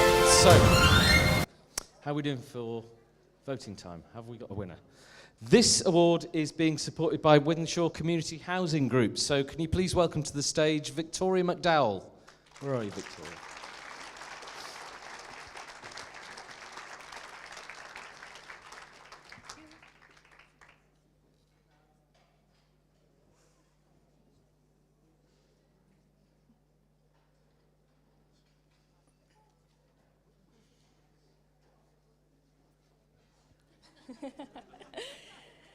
Okay, I am delighted to announce that the winner is SmartWorks and AJ Bell. Congratulations.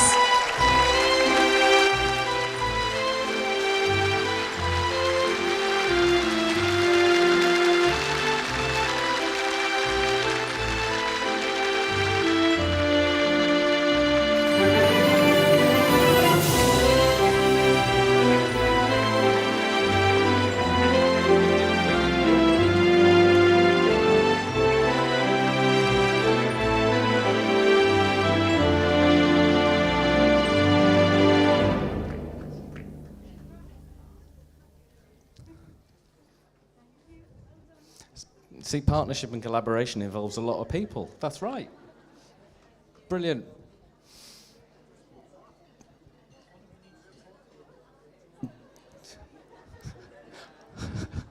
Fabulous. Thank you. Congratulations, folks.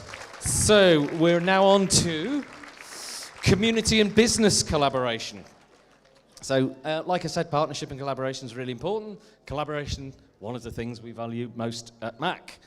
And over the last 18 months, with the support of Richard, who is around, and you have learned some facts about Richard this evening and his cycling abilities, we've been trying to build up greater collaboration between businesses and VCSE organisations in Manchester. Now, just want to explain, this isn't about corporates giving money to charities, although if there are any businesses in the room and they would like to explore a bit of philanthropy, I'm very happy to talk to them. It's actually, we want to think about great partnerships, so creating social value. You know, again, the power of collaboration, the stuff we can do together, but I think it's really important we remember a strong and thriving VCSE to flourish. So it's, you know, there's a bit of enlightened self-interest in this for any business. You want to work with your local community organisations because that's how places work. So we put a call out for examples of those kinds of creative relationships, ways of working together. So please welcome to the stage the nominees from Peninsula Group. Where are the people from Peninsula? Yeah, from over there. Right, so keep going. You've got to keep clapping till they're on stage. Cracking Good Food and Microsoft Northwest Social Impact Team. Fabulous. Welcome up, everyone. I need a bit more noise. Bit more noise, come on, because we've got one more and they've got to get on stage too. Greater Manchester Law Centre and Clyde and Company.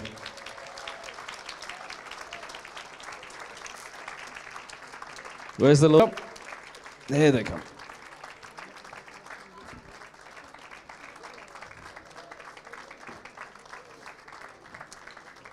Okay, I'll get out of the way and we'll start the films. One of the initiatives that we developed with Peninsula Group was making a difference together. This campaign offered businesses the chance of match funding for any fundraising that they got involved with. This was a brilliant way to inspire other businesses to get involved with fundraising, knowing that everything that they raised was going to be matched by Peninsula Group. Just over £70,000 was raised by 30 businesses who took part in this campaign, which means over £140,000 was raised from this result. And that money is going to make an incredible difference to so many children's lives from around the country, and importantly, of course, from here in Manchester. Businesses ran, hiked, golfed, and even brunched their way to this fantastic total. They'll never know that you've abseiled, they'll never know the runs that you've done, but they will feel the benefit of that, as will their whole families. We are so grateful.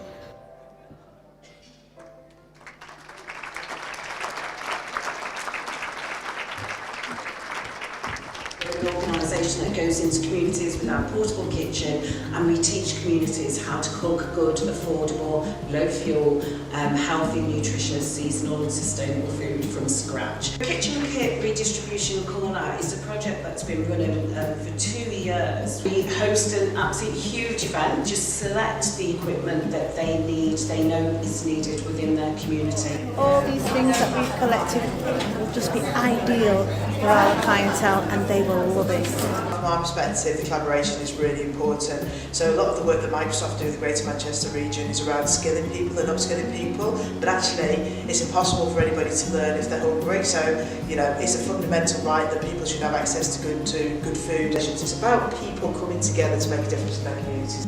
Made me realise that I just want to be as much of help to you guys as possible. And to know that we're enabling people to continue to reach out and provide some of these vital social activities. You know, it's been so good, the relationship, how it's developed over time. To have the relationship and collaboration with Microsoft is, you know, pretty instrumental.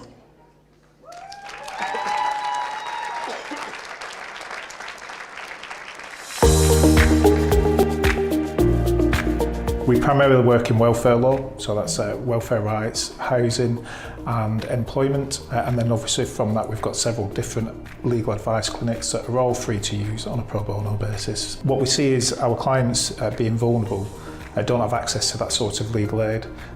The beauty of the partnership with Clydeco is that our fourth biggest area of inquiry, which is civil litigation, we can now give our clients the opportunity to speak to a specialist advisor and get some next steps advice, and there is no provision for that. That's all in Greater Manchester.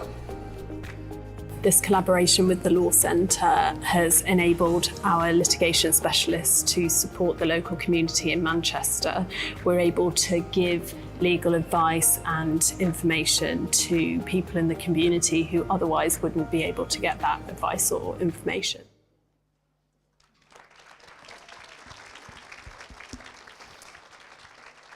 Okay, voting time. So,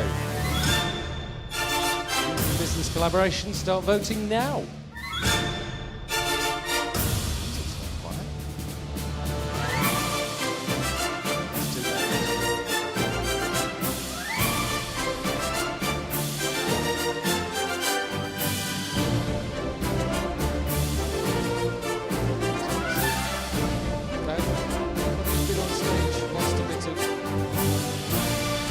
From something. I'm just worried in case anybody has an unexpected wardrobe malfunction at some point. There's some very anxious looking faces all of a sudden. Well, it's here if you want to make it home. Just leave it.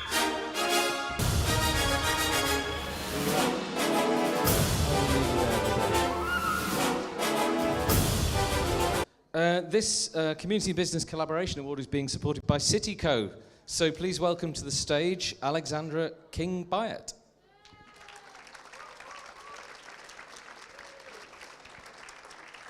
Who was also a judge on this year's Spirit panel as well, so we're very grateful. Thank you.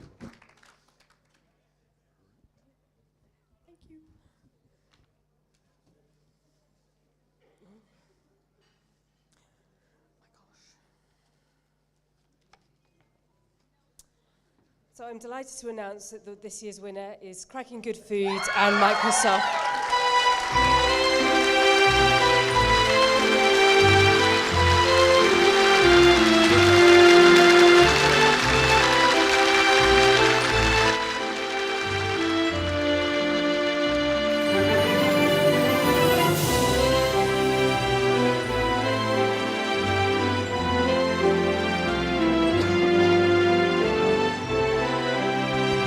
Let's hear it for them.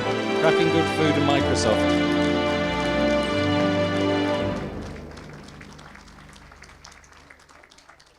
Everybody in the photo.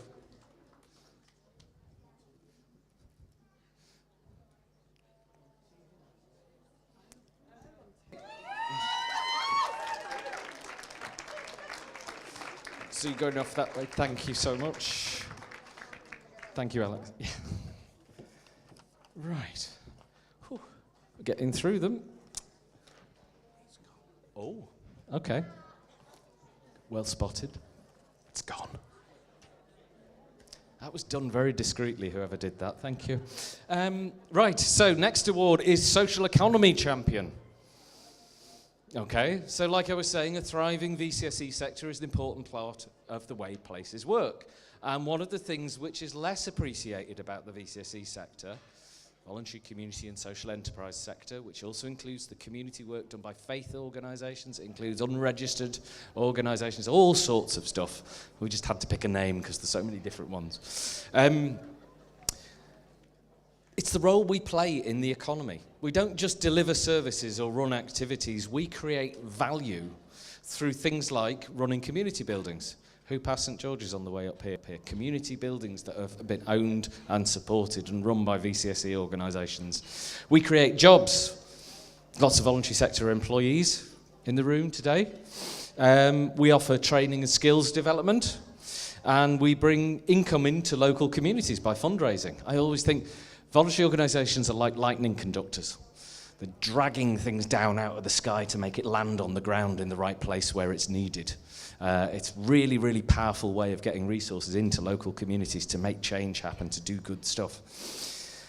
Manchester's economy is really successful, but there are still levels of poverty and inequality and inequity, insecure, low-paid work. All of those things need fixing. And I'm really delighted that there is so much now starting to go on about that. Our role in it is to respond to the effects of poverty, but we also have to build long-term change. That's why MAC hosts Manchester Social Economy Alliance. I know there's some of the members of the Economy Alliance here today, which is a range of partners who are driven by a desire to change the economy for the better. And I'm delighted that we're now working across Greater Manchester with colleagues on the Our Business initiative with Co-ops UK, and many, many others, to accelerate that approach across the whole city region. So more stuff happening in the VCSE sector is good for the economy. It's something that people keep forgetting. It's not just about charitable giving. That's an old-fashioned view of it. This is important for the way the economy works. So this award is therefore aimed at organisations and individuals in that social approach to the economy. So they trade, but make a surplus and reinvest it. All those sorts of approaches. So please welcome the nominees. Beth Powell. Come on, Beth. Old Abbey Tap House.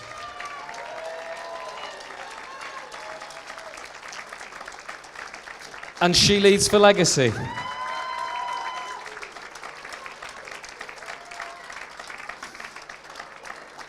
Keep it going. They're on the way, but they're not on stage yet, and you don't get to stop till they're on stage.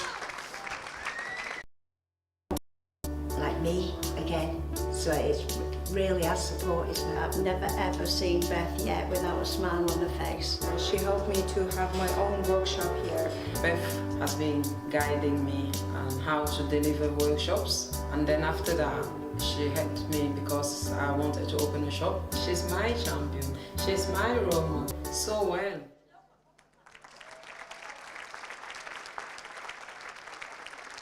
We're Old Abbey Tap House and we're a pub in Hume that's run as a CIC. Pubs are great spaces because people come together, have conversations and develop ideas. We use our pub to try and get these ideas to grow and flourish and often become their own projects or even businesses. We have some amazing stuff happening in the building. So we're a music venue, a club space, we do all different kinds of events, but we also have things here like Steam Radio, a community radio station that started here and has become its own business, delivering workshops and courses as well. We also started here something called A Drink for Len Johnson, who broke the Colour Bar in Manchester. That became its own night. It's gone to different venues across the city, and they're now fundraising and have become their own CIC to get a statue for Len, which would be amazing. We also run TV dinners out of the building as well, where we get a surplus from FareShare, cook food for local families and deliver it. This started as a COVID response, but is now more vital than ever. We have so many different things happening in the building, and we're really proud of the fact that we get to be home to so many different projects and still run as a pub.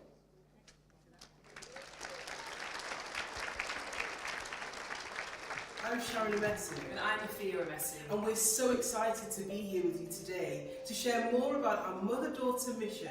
She Leads for Legacy is a community we co-founded together to empower Black women and allies in both the workplace and in business. We believe that everyone has the potential to lead and create a lasting impact. We started this initiative because of our own experiences as Black female barristers. The lack of diverse leadership and representation we saw in our communities and across society. We offer a range of programs, including monthly leadership training workshops for Black women who want to progress in their careers and allies who want to develop their understanding of the intersectional issues of race and gender. We also focus on building a community where women can support each other, share their experiences and grow together. We believe that by lifting each other up, we can all achieve more. And in a society that's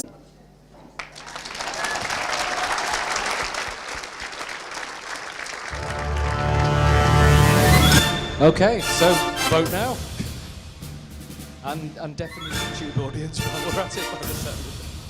Yeah, start voting now. Somebody's speakers are probably just blown at home.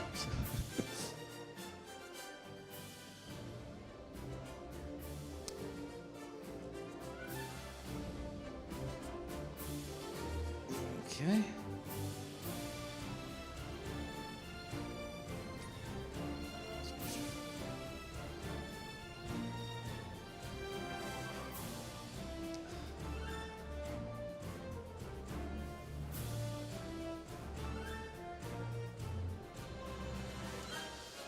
Quick update on the raffle, which is going to be soon.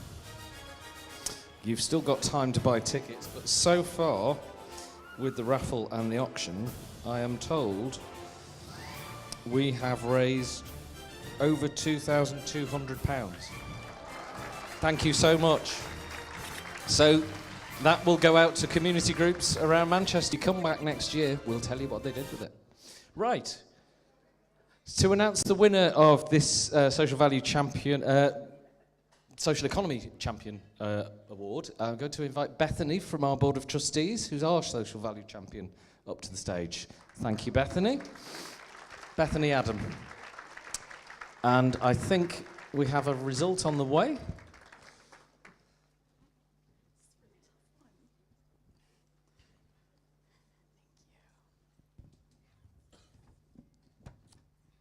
I'm really happy to share that the winner is She Leads for Legacy.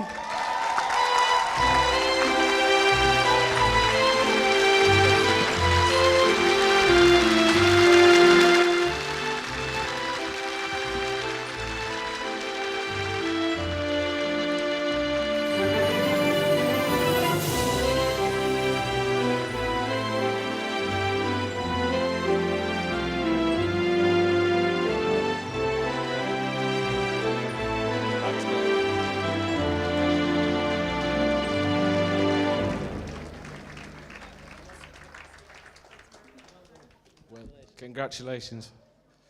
Brilliant. That was a tough one, wasn't it? Oh, they're all tough, but you get why I like what I do now, because I get surrounded by this stuff the whole time, and it's amazing. Right, next category is tackling inequalities. This is one of the categories that we've had ever since the very first Spirit of Manchester Awards, because we believe one of the fundamental roles of charities and community groups and voluntary organisations is to promote equality, celebrate diversity, challenge discrimination. Manchester's a city with a proud history on many of these issues, but there is always more we can do to dismantle the things which create barriers, which marginalise people. We want to ensure that opportunities and quality of life which this city can provide are open to everybody and shared amongst all of our communities. Manchester as a city has committed to tackling inequalities with the Making Manchester Fairer plans, which we're very much in support of and working with. So we asked for nominations of groups working on issues or one or more issues around race, disability, sex, gender identity, sexual orientation, age, faith, or other issues for which people experience discrimination. So please welcome the nominees from Europea. Where are you from Europea? There we are. Keep it going. They're not on stage yet. You know how this works. Nurturing Foundations.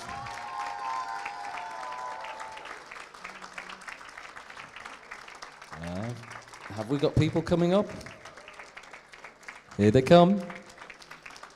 They're not on stage. I need more noise. Okay. And Akrosuma CIC.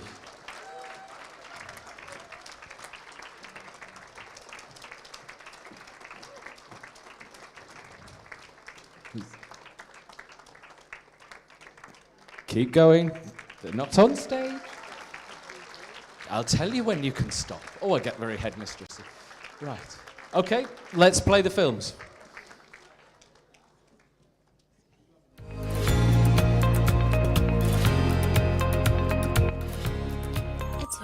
We support communities across Greater Manchester, focusing on Central and Eastern European and Roma communities. We help people settle into their new surroundings and embrace the spirit of Manchester.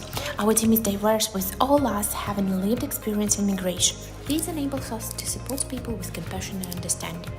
Hi, my name is Kush Choterak and I'm the Chief Executive of Europea. Meet our team. Hello! Understand how challenging it can be to feel at home in a new place and recognize the inequalities that migrants often face. Our main mission is tackling inequalities. We tackle these inequalities by improving access to public services, raising awareness of hate crimes, enhancing cultural participation, and promoting overall well-being. We connect people with local communities and equip them with the knowledge and skills to turn their hopes and dreams into reality.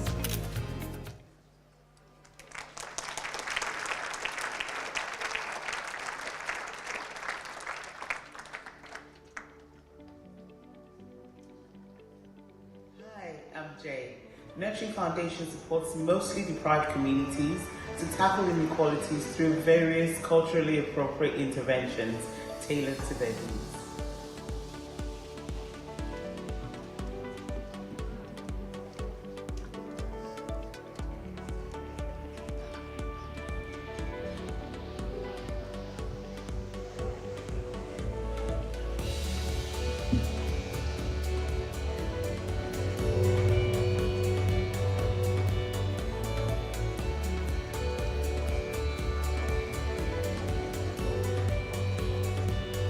For it, it's very really good, and we appreciate everyone that has contributed to this, and we thank you. We say a very big thank you.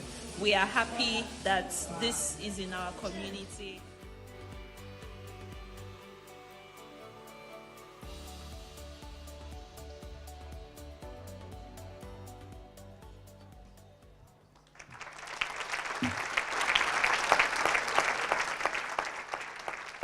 We do a lot of work within the community, trying to bridge all social training jobs, mental health workshops, so we give people information about what things that you might be missing to bridge these health inequalities as well. So all forms of inequalities we try and solve.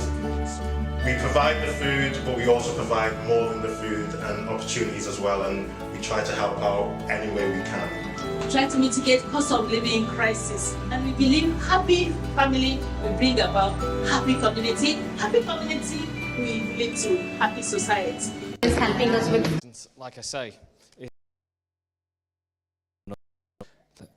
we mustn't lose the precious ability to speak our truths and campaign. I am hoping we have now moved past some of the ridiculous culture war nonsense that's been stoked up by the last government, but it is true to say that in the last general election, more than one party and in the conferences this week, we are still seeing political games being played about our international obligations and our moral duty to observe the human rights of people seeking sanctuary. It is not woke to acknowledge that there have been colonial injustices in this country's past. I was really pleased to say, I don't know, see today a deal has been reached over the Chagos Islands, which has been a long standing issue. We've done some work with the Chagos community groups in Manchester, and that's a shameful part of Britain's history, which I'm glad to see some action being taken about. We have to be honest about the past, and we have to do better. That's what campaigning is about. It's encouraging people to do better. I'm sure many of us in this room have been labelled as do-gooders at some time. I think we're do-betters, because that's what we go around saying quite a lot of the time. This country wouldn't be where it is without our efforts. So, we have a new government, and maybe they will start listening to us. We shall wait and see. We look forward to that conversation. Whatever government is in charge, we must keep calling out failures of policy, failures of decision-making, and coming up with alternatives. This award is about organisations that are doing just that, cherishing campaigns, inspiring other people with what they do. So please welcome to the stage, LifeShare. And they're coming all the way from the back, so you know what you've got to do. Keep making noise. Keep making noise. Snug.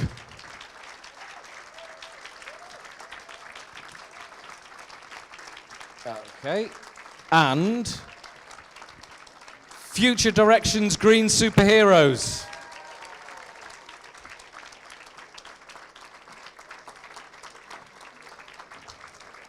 Keep it going. Oh, more noise from this end of the room. Okay, keep it going until they're on stage. You know your way across now.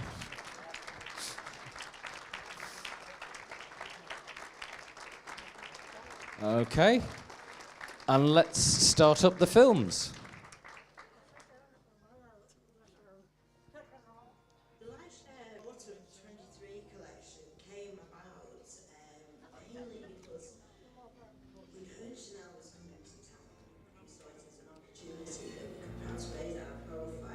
We wanted people to also remember those that are less fortunate, who haven't got the opportunity to be able to even go into a high street store, let alone a couture outfit. We asked Nancy and she was happy to head the campaign. Meanwhile, agency got really behind it. And we then decided that we were going to do billboards around the town. Myself and Maxine went on BBC Breakfast News. We were actually on the full cover of the Metro that day. Clothing's not a luxury for everybody. It really helped raise awareness for us and bring some really important funds in for the charity.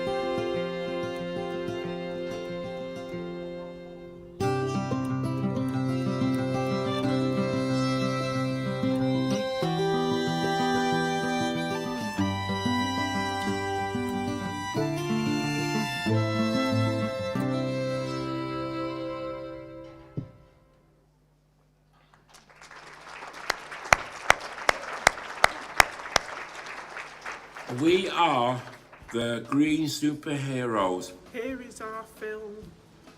My name's Ait Logan. Hi, my name is Christina. We're on a mission to make planet Earth happy. I go to the arts and crafts. It is a fun way to learn about how to help save our planet. We use cardboard and other things that will go in the bin. Anne-Marie made a draft excluder to help save energy at home. We do workshops all over Manchester. Teach the ones to put white stuff in the white bin. We play games. We do litter picking for people are litter bugs.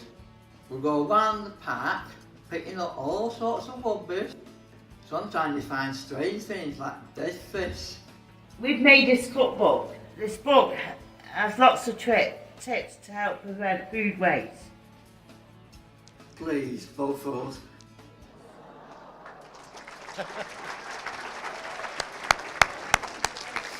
Well, if you want to. So, time to start voting again. So start voting now, please.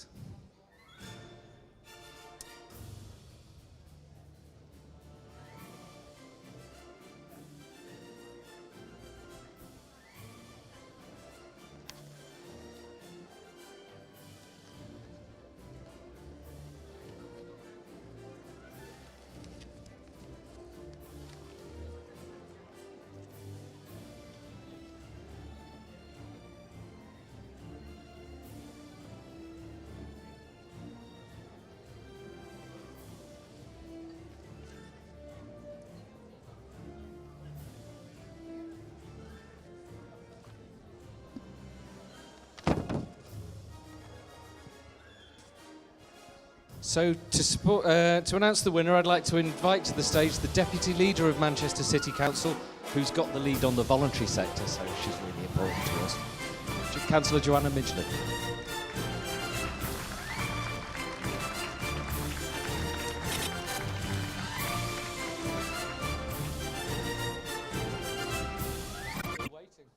Is giving a politician a mic, I might have to speak. No. I just want to say a massive thank you to Mike and the MAC team for a wonderful evening, and to every single one of you who's involved in the voluntary sector, because you mean so much to Manchester and you give so much to us, so thank you.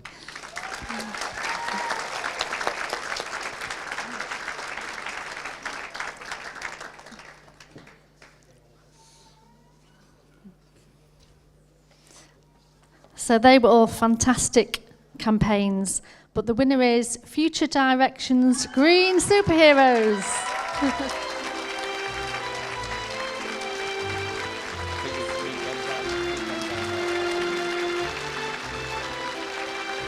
So we'll gather around this corner again in the spotlight here.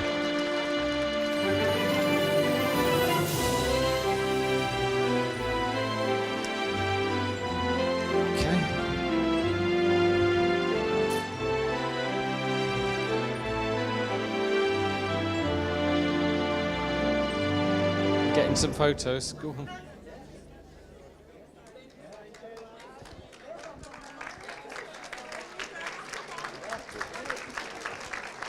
Congratulations, folks. See, they did vote for you. Right, I'm going to move us on because we're running slightly behind now. Oh.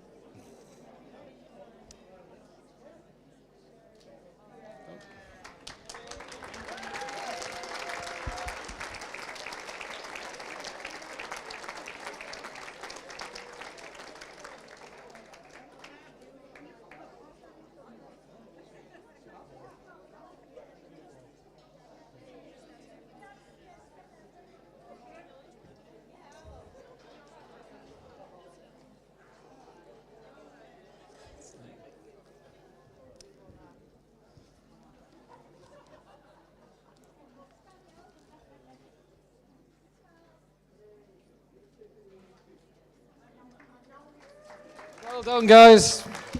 Thank you so much. Right. Congratulations. Right, next award is Community Cohesion. Bringing communities together has always been a theme in the voluntary sector's work. Perhaps the greatest single and most beautiful thing about Manchester is the diversity of our communities. And I never thought that in 2024 we'd see a lynch mob on Piccadilly Gardens, or attacks on hotels, providing a refuge for people who are seeking sanctuary in our city. That is not the Manchester that I know. I'm sure it's not the Manchester that we all think of as home. I think this is an old familiar story that we've seen in recent years with political leaders and media institutions deliberately stoking up despair and fear as part of their power tactics and then co-opting that into hatred, violence and racism, which has no place in this city. We've seen this before and we must resist it. There is a lot more I could say about that. But MAC is committed to working with partners all across the city, and I'll be sharing some news about a response to the riots in the next few weeks. For tonight, let's remember, despite all the things that are going on around the world, that what most people want is to live together in peace. And Manchester is a city which has shown solidarity, support and welcome time after time after time. Our Community Cohesion Award highlights examples of this, bringing people together from across more than one community or shared place or shared culture or shared identity, building connections, relationships, and celebrating the fact that we have more in common with each other. So please welcome the nominees from North Manchester Community Partnership.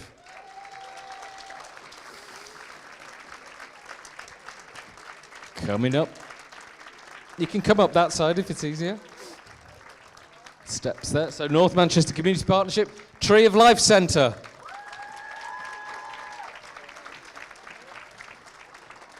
Francis, where are you? There you are. And Happy Somedays. Keep going. Come on. They're not all on stage yet. You don't have to run. They have to clap. Keep going. Keep the noise up.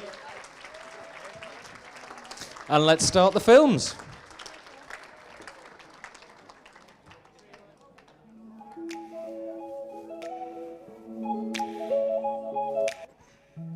At NMCP, we connect our communities by creating spaces so everyone feels valued, heard and respected, building unity through diversity, bringing people together regardless of their background, supporting each other and celebrating our differences. We work for the community, with the community. We helped Boston residents to organise an Africa Day in 2022, which was so popular we held another this year and want to hold it annually. When we work together, we build strong, vibrant communities.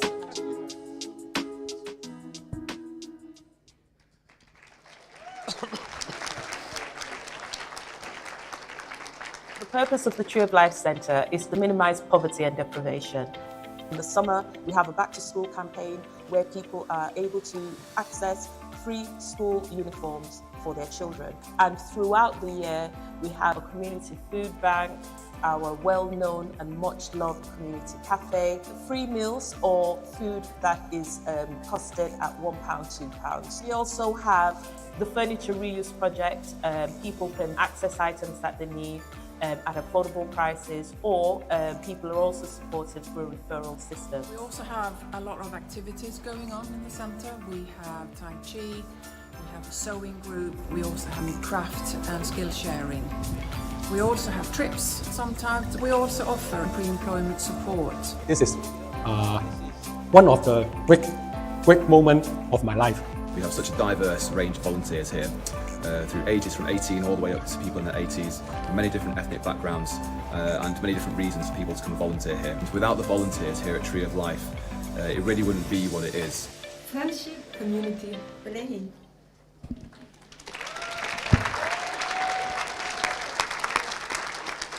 Founded in 2020, Happy Sundays is a totally volunteer-led group, non-for-profit based in Wivenshaw and Manchester, but supporting people from all over Manchester and further afield. Our ethos is inclusion. We welcome people from all walks of life, all different backgrounds, many of which have been part of marginalised groups. They felt unwelcome and been made to feel unwelcome when they've tried to do fitness and football in different settings. So what do we offer? We have free community fitness classes, we offer football sessions, badminton sessions, organised walks and social events. We're bringing people together. That's why last year alone we had over 3,000 participants. For a totally volunteer-led group, that's unbelievable. We're proud of our inclusive roots. We're proud to have supported groups such as Care for Calais, Dementia UK, Wivenshaw and Manchester Pride, and we'll continue to champion our inclusivity, welcoming as many people as we can and ensuring that they feel welcome and they don't feel marginalised anymore. Okay, you know what to do. Start voting now, please.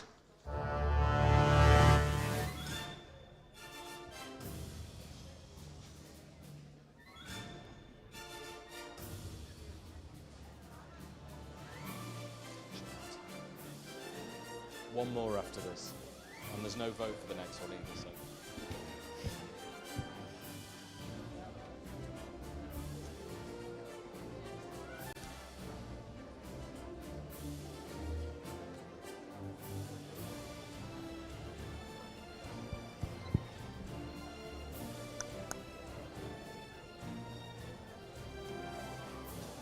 Okay, so the Community Cohesion Award, I'm delighted to say, is being supported by One Manchester. So can you please welcome to the stage Zoe Lee and Michelle Wright? Where are you?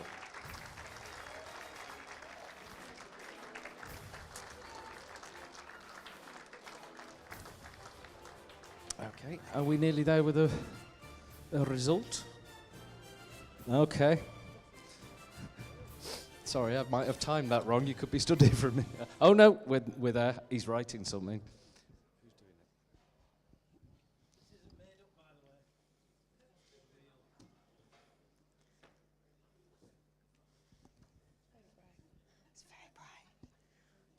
Thank you. Delighted to announce the winner is Happy Sundays.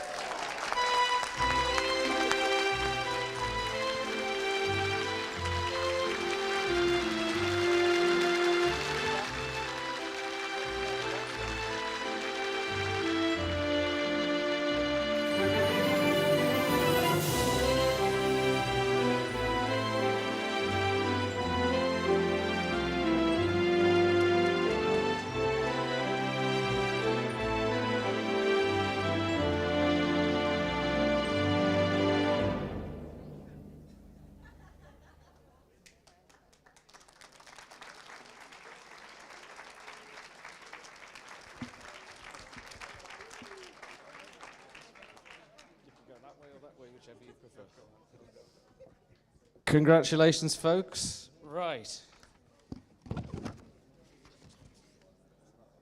So, that was the last one you get to vote on, because it's time for the very last award of the evening.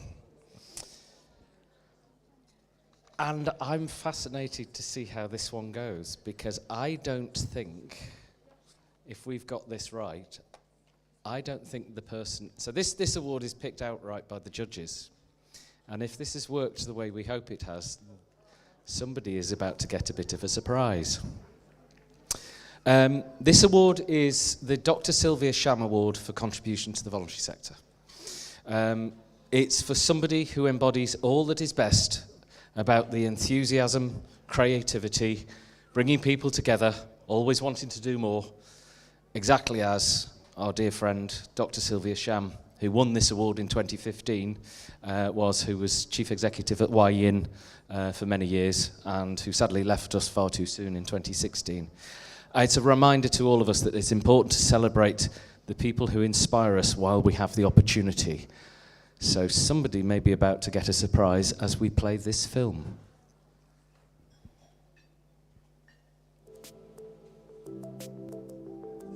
Fabulous colours she wears in her clothing, makes her stand out, her personality, very caring person. The classes she runs is absolutely amazing, and the stuff she does for the children on the fun day, she's always supported it.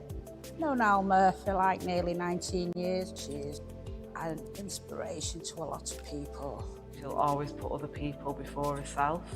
She's full of knowledge, she's full of wisdom, she's full of laughter, she's full of love, she's full of kindness, and she gives the best hugs. Alma's helping hand extends way beyond Tree of Life. She will help anyone in the community. She helps refugees and the children by collecting things that they need. Heading to Manchester, she gives out food to people who are sleeping rough. She's supporting Macmillan and Wythenshawe Hospital. She will always help people in need. Ladies and gentlemen, Alma.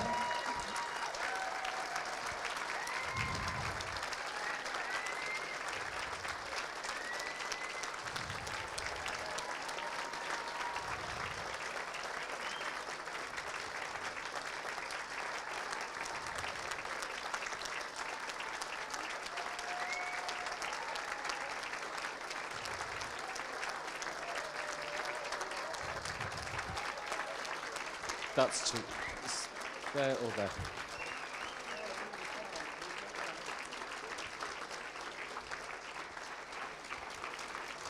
Come on.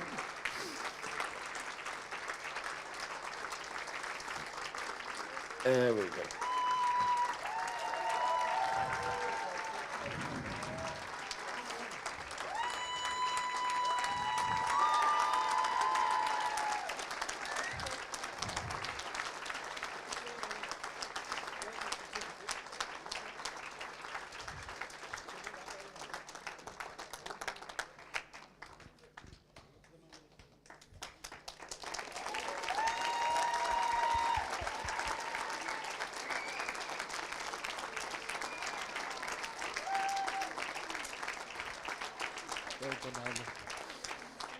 Yes. Good evening, everyone. I would just like to say a big thank you to everyone, to my own, part of my own family here, not everyone could come, but also my family at the Tree of Life in Wythenshawe. I'd also like to thank just being able to be well and healthy and to help everyone. So the message, I suppose, would be from Manchester with love.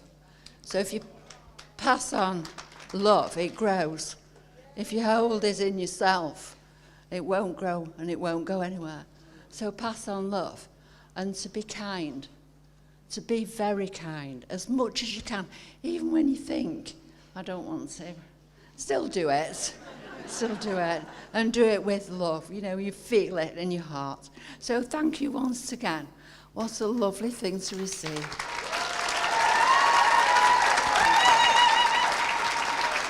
Which way do you want to do it? This way or that way?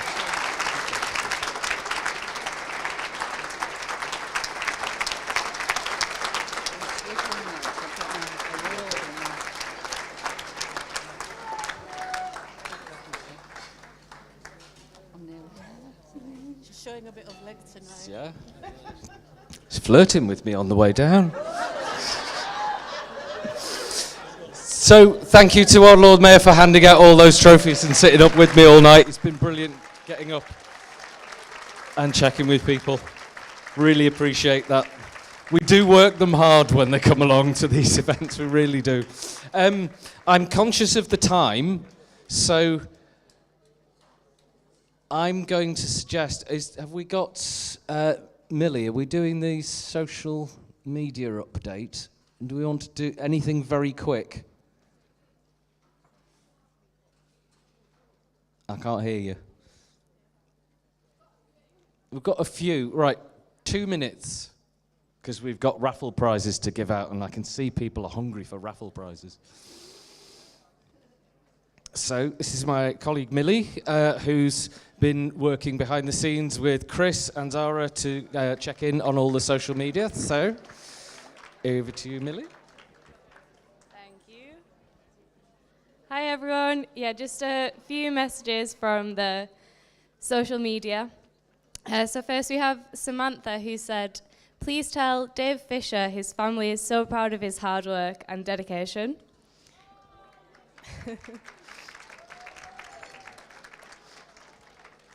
We have Esther, who would like to say thank you to Hayden from Happy Sundays. He's a really smashing fella who supports his clients and is so kind.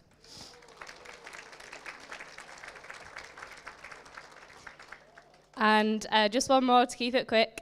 I've got a shout out to Nurturing Foundations and the wonderful team for the great work that they are doing in North Manchester. Thank you. Thanks, Millie, and thanks to the social media team. Right, here's the moment you've all been waiting for. I am going to stop talking. Oh, I'm glad that didn't get too much of a cheer. That's good. Even more excitingly, it's time for the raffle. And I am afraid this man was supposed to be wearing Greg's sausage roll earrings, but he's let us down. But next year, we want to see them.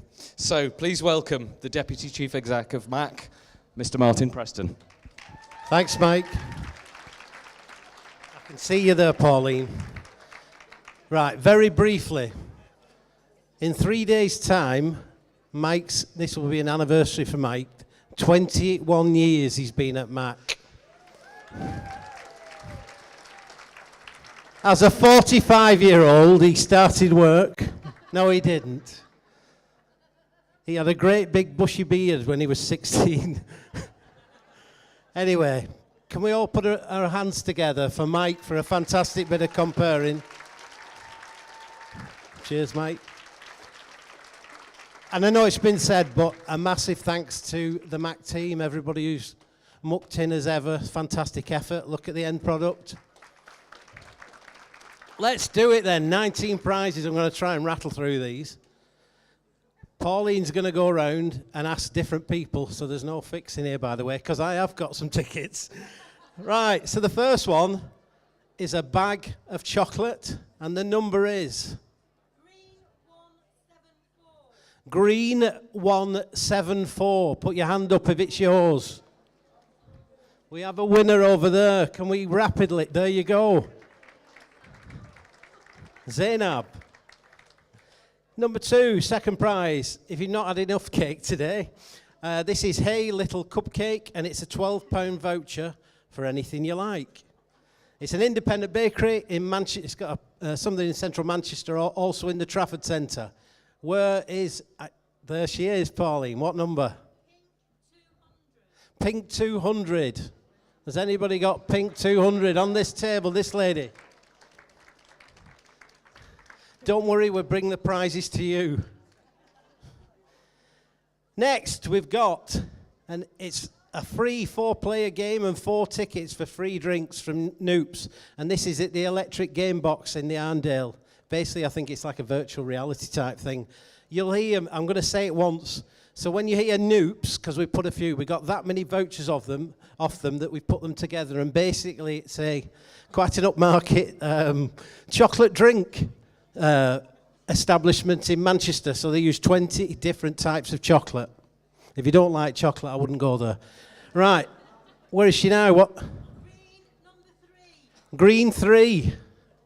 Who bought one of the early tickets? Green 3.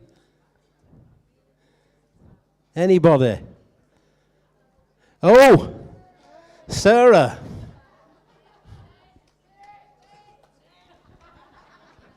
There's no fix here, come on. They might be my tickets, because what you don't know is Sarah's got mine.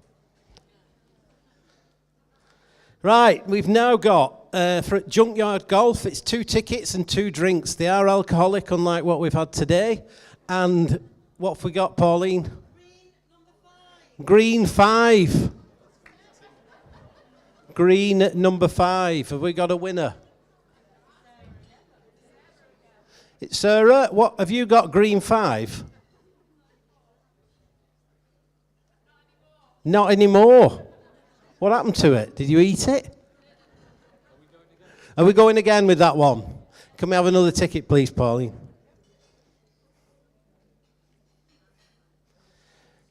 Green 5. Oh, pink 201. Pink 201. Somebody's clapping. This lady here. Right. Now we've got, this is from Avanti West Coast. Great prize this. 2 return tickets anywhere from London to Glasgow, or you can go and have a lovely time in Bangor. And the ticket is blue number 1. Blue 1. Has anybody got blue 1?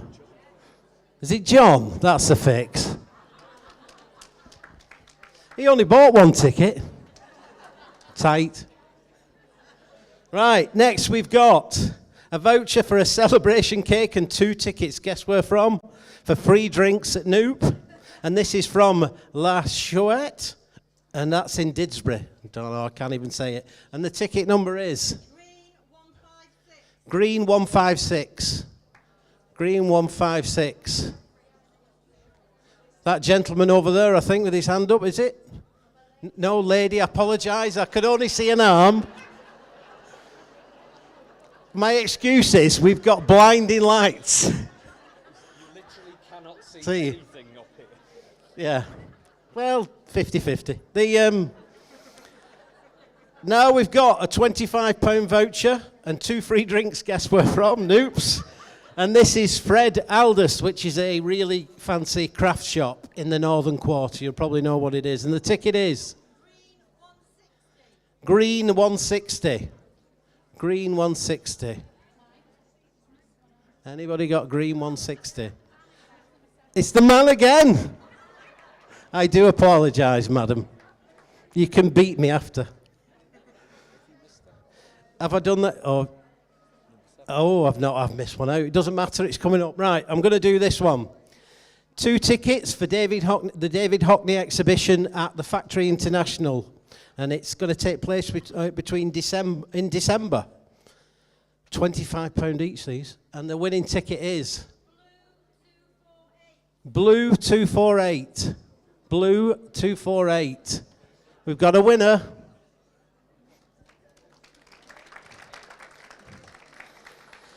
If you like disco and you like bingo, then we've got a table for 10 at disco. It's bingo disco and it's at Grub in Cheetham Hill. And it includes a drink for everyone, not just one. It's worth 60 quid, this. Come on, what's the ticket? Blue 44. Blue 44. Has anybody got... Come on, somebody. Blue 44. At the back. Is that one of the sound engineers? There we go. This is the one that... Sarah, can you concentrate? Because I want to win this one. I'm watching you just talking. You and Michelle. This is a £50 bar tab at the King's Arms, which is near Salford Central train station. If you've not been, it is a cracking pub, and we've done a bit of a deal, haven't we? If either of us win it, Tracy. Can I have the winning ticket? Please go there. Pink 173. Oh, I'm jealous. Paul Heaton, you know Paul Heaton, he used to own it, and it's fantastic. There's a theatre in there and everything. Right, we've got Laser Quest, and guess what? 2 free drinks at Noops. And it's 2 vouchers for Laser Quest. And what's the ticket, Pauline? Blue 18. Blue 18. Blue 18. Over there. Oh, look who it is, Anushka. Another member of staff. Sorry, it isn't fixed. Isn't it just good that we're all investing money back into the sector as well? Right. If we get this every year. If you've ever been to one of these, Mike has a habit of donating. Sometimes they're a bit dodgy, but they're certainly a bit obscure. Dodgy, Mike. So Mike has donated, I know you're all excited, a Blu-ray, and the film is called La Strada. And I did have a look, it's an Italian drama about a simple-minded young woman sold by her mother to a brutish circus strongman. Very romantic. And the winning ticket is Blue 73. Is anybody going to put that? We've got a winner over here. Right, I'm assuming this is a bottle of champagne, is it right? Yeah? Oh, it says champagne. Do apologise, everyone. I've been told it's champagne. It's not. It's even better. It's Prosecco. And the winning ticket is Blue 289. Blue 289. And the far table right over there. We're getting there. This is a digital gift voucher for 6 people to do a treasure hunt in Manchester. And the winning ticket is Blue 104. Blue 104. That table. Okay. This is guest list spots. I can't even say it. I put my teeth in. Guest list spots for 2 and 2 free drinks vouchers at Noops. And the guest list spots are at the Victoria Warehouse. I did have a look. There's some big acts. The Blossoms are on, and also Dizzy Rascal, which is bonkers. You wouldn't know what that means, would you, mate? Can I have a ticket number, please? Blue 237. Blue 237. You've got it. We've got a winner at the front. Okay. What a prize. Can you lift it, Zara? So Zara, who you met earlier doing the first social media feedback, she's donated a vegan hamper. And guess what? There's also a £15 voucher for Noops. The vegan hamper has apparently got a cabbage, some seaweed, an apple, a mushroom, a potato, and a banana. Yum, yum. No, it's not. There's all sorts of really nice things, isn't there? Yeah. Zara has a mission in Mac and I think elsewhere, which is to try and turn everybody into a vegan, isn't it? Vegan power. Winning ticket. Green 20.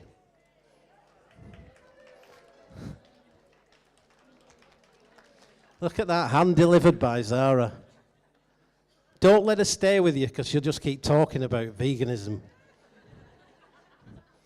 Okay, 2 more. No, we've got 3 more. Forgot about the big one. We've got a 1 hour off-peak voucher for a double headset room at Virtual Hideout. I have no idea what that is, but it sounds great. The winning ticket. Green 147. Green 147. Who's won the prize that we don't know what it is? Green 147. Are we going gone? We're going again. Yeah, they don't want him.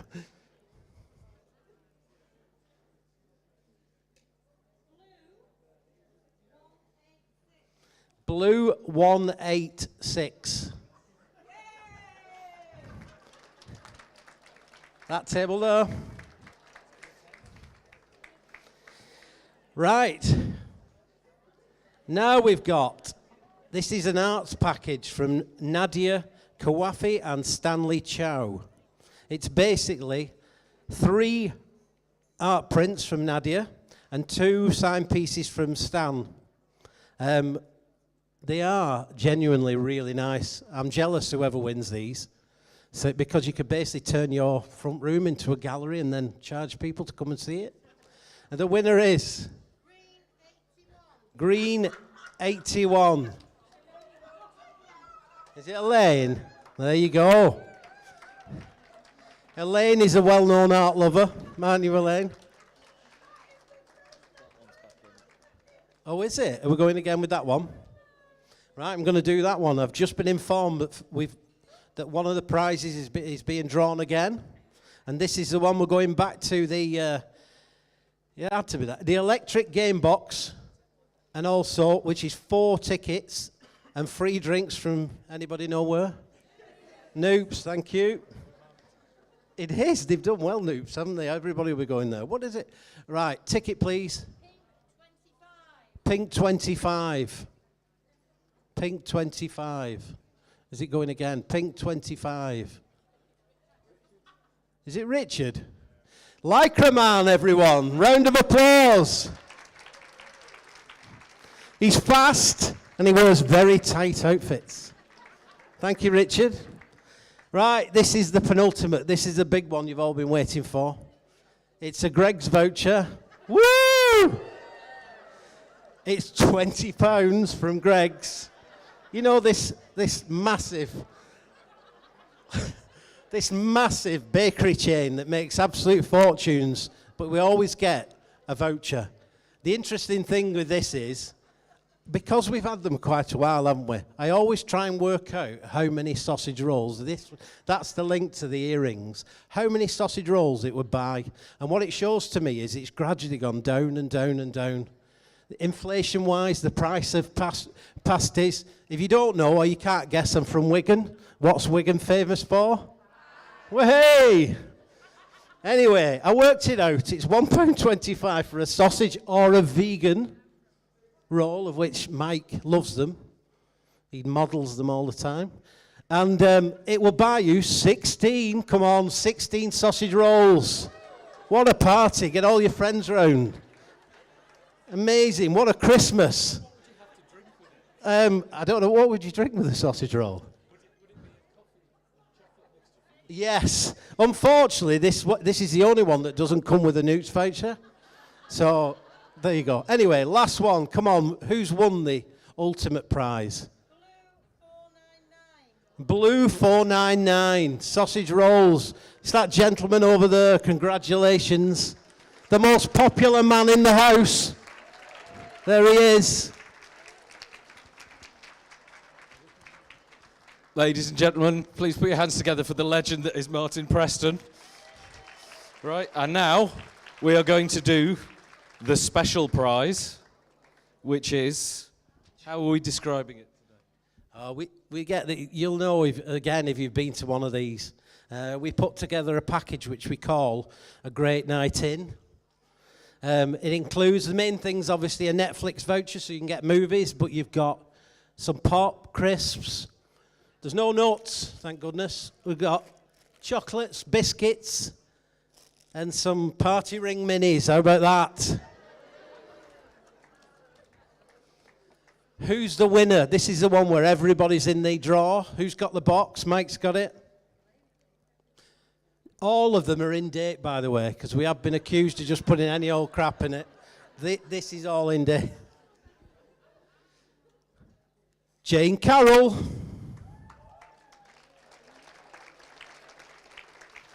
Where is Jane? She's over there. Have a great night in, Jane.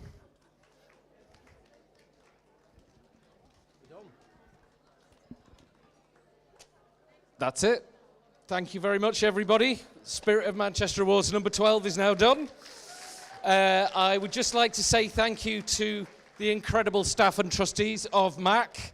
Thank you to our special guest, the Lord Mayor of Manchester, our venue partners, the Sheridan, and Hip Pop, who've provided all the drinks, Visair, all the award supporters who are named in the books, and all the people who've come on stage, everybody who donated to the raffle, all of you for buying tickets and bidding in the auction, our judges, our filmmakers, our photographers, everybody who nominated, everybody who voted, everybody who persuaded somebody else to vote, all of that stuff. Thank you so much for being here. Please, please tell people you know about this stuff. It makes such a difference. Have a safe journey home. We'll see you next year. Good night.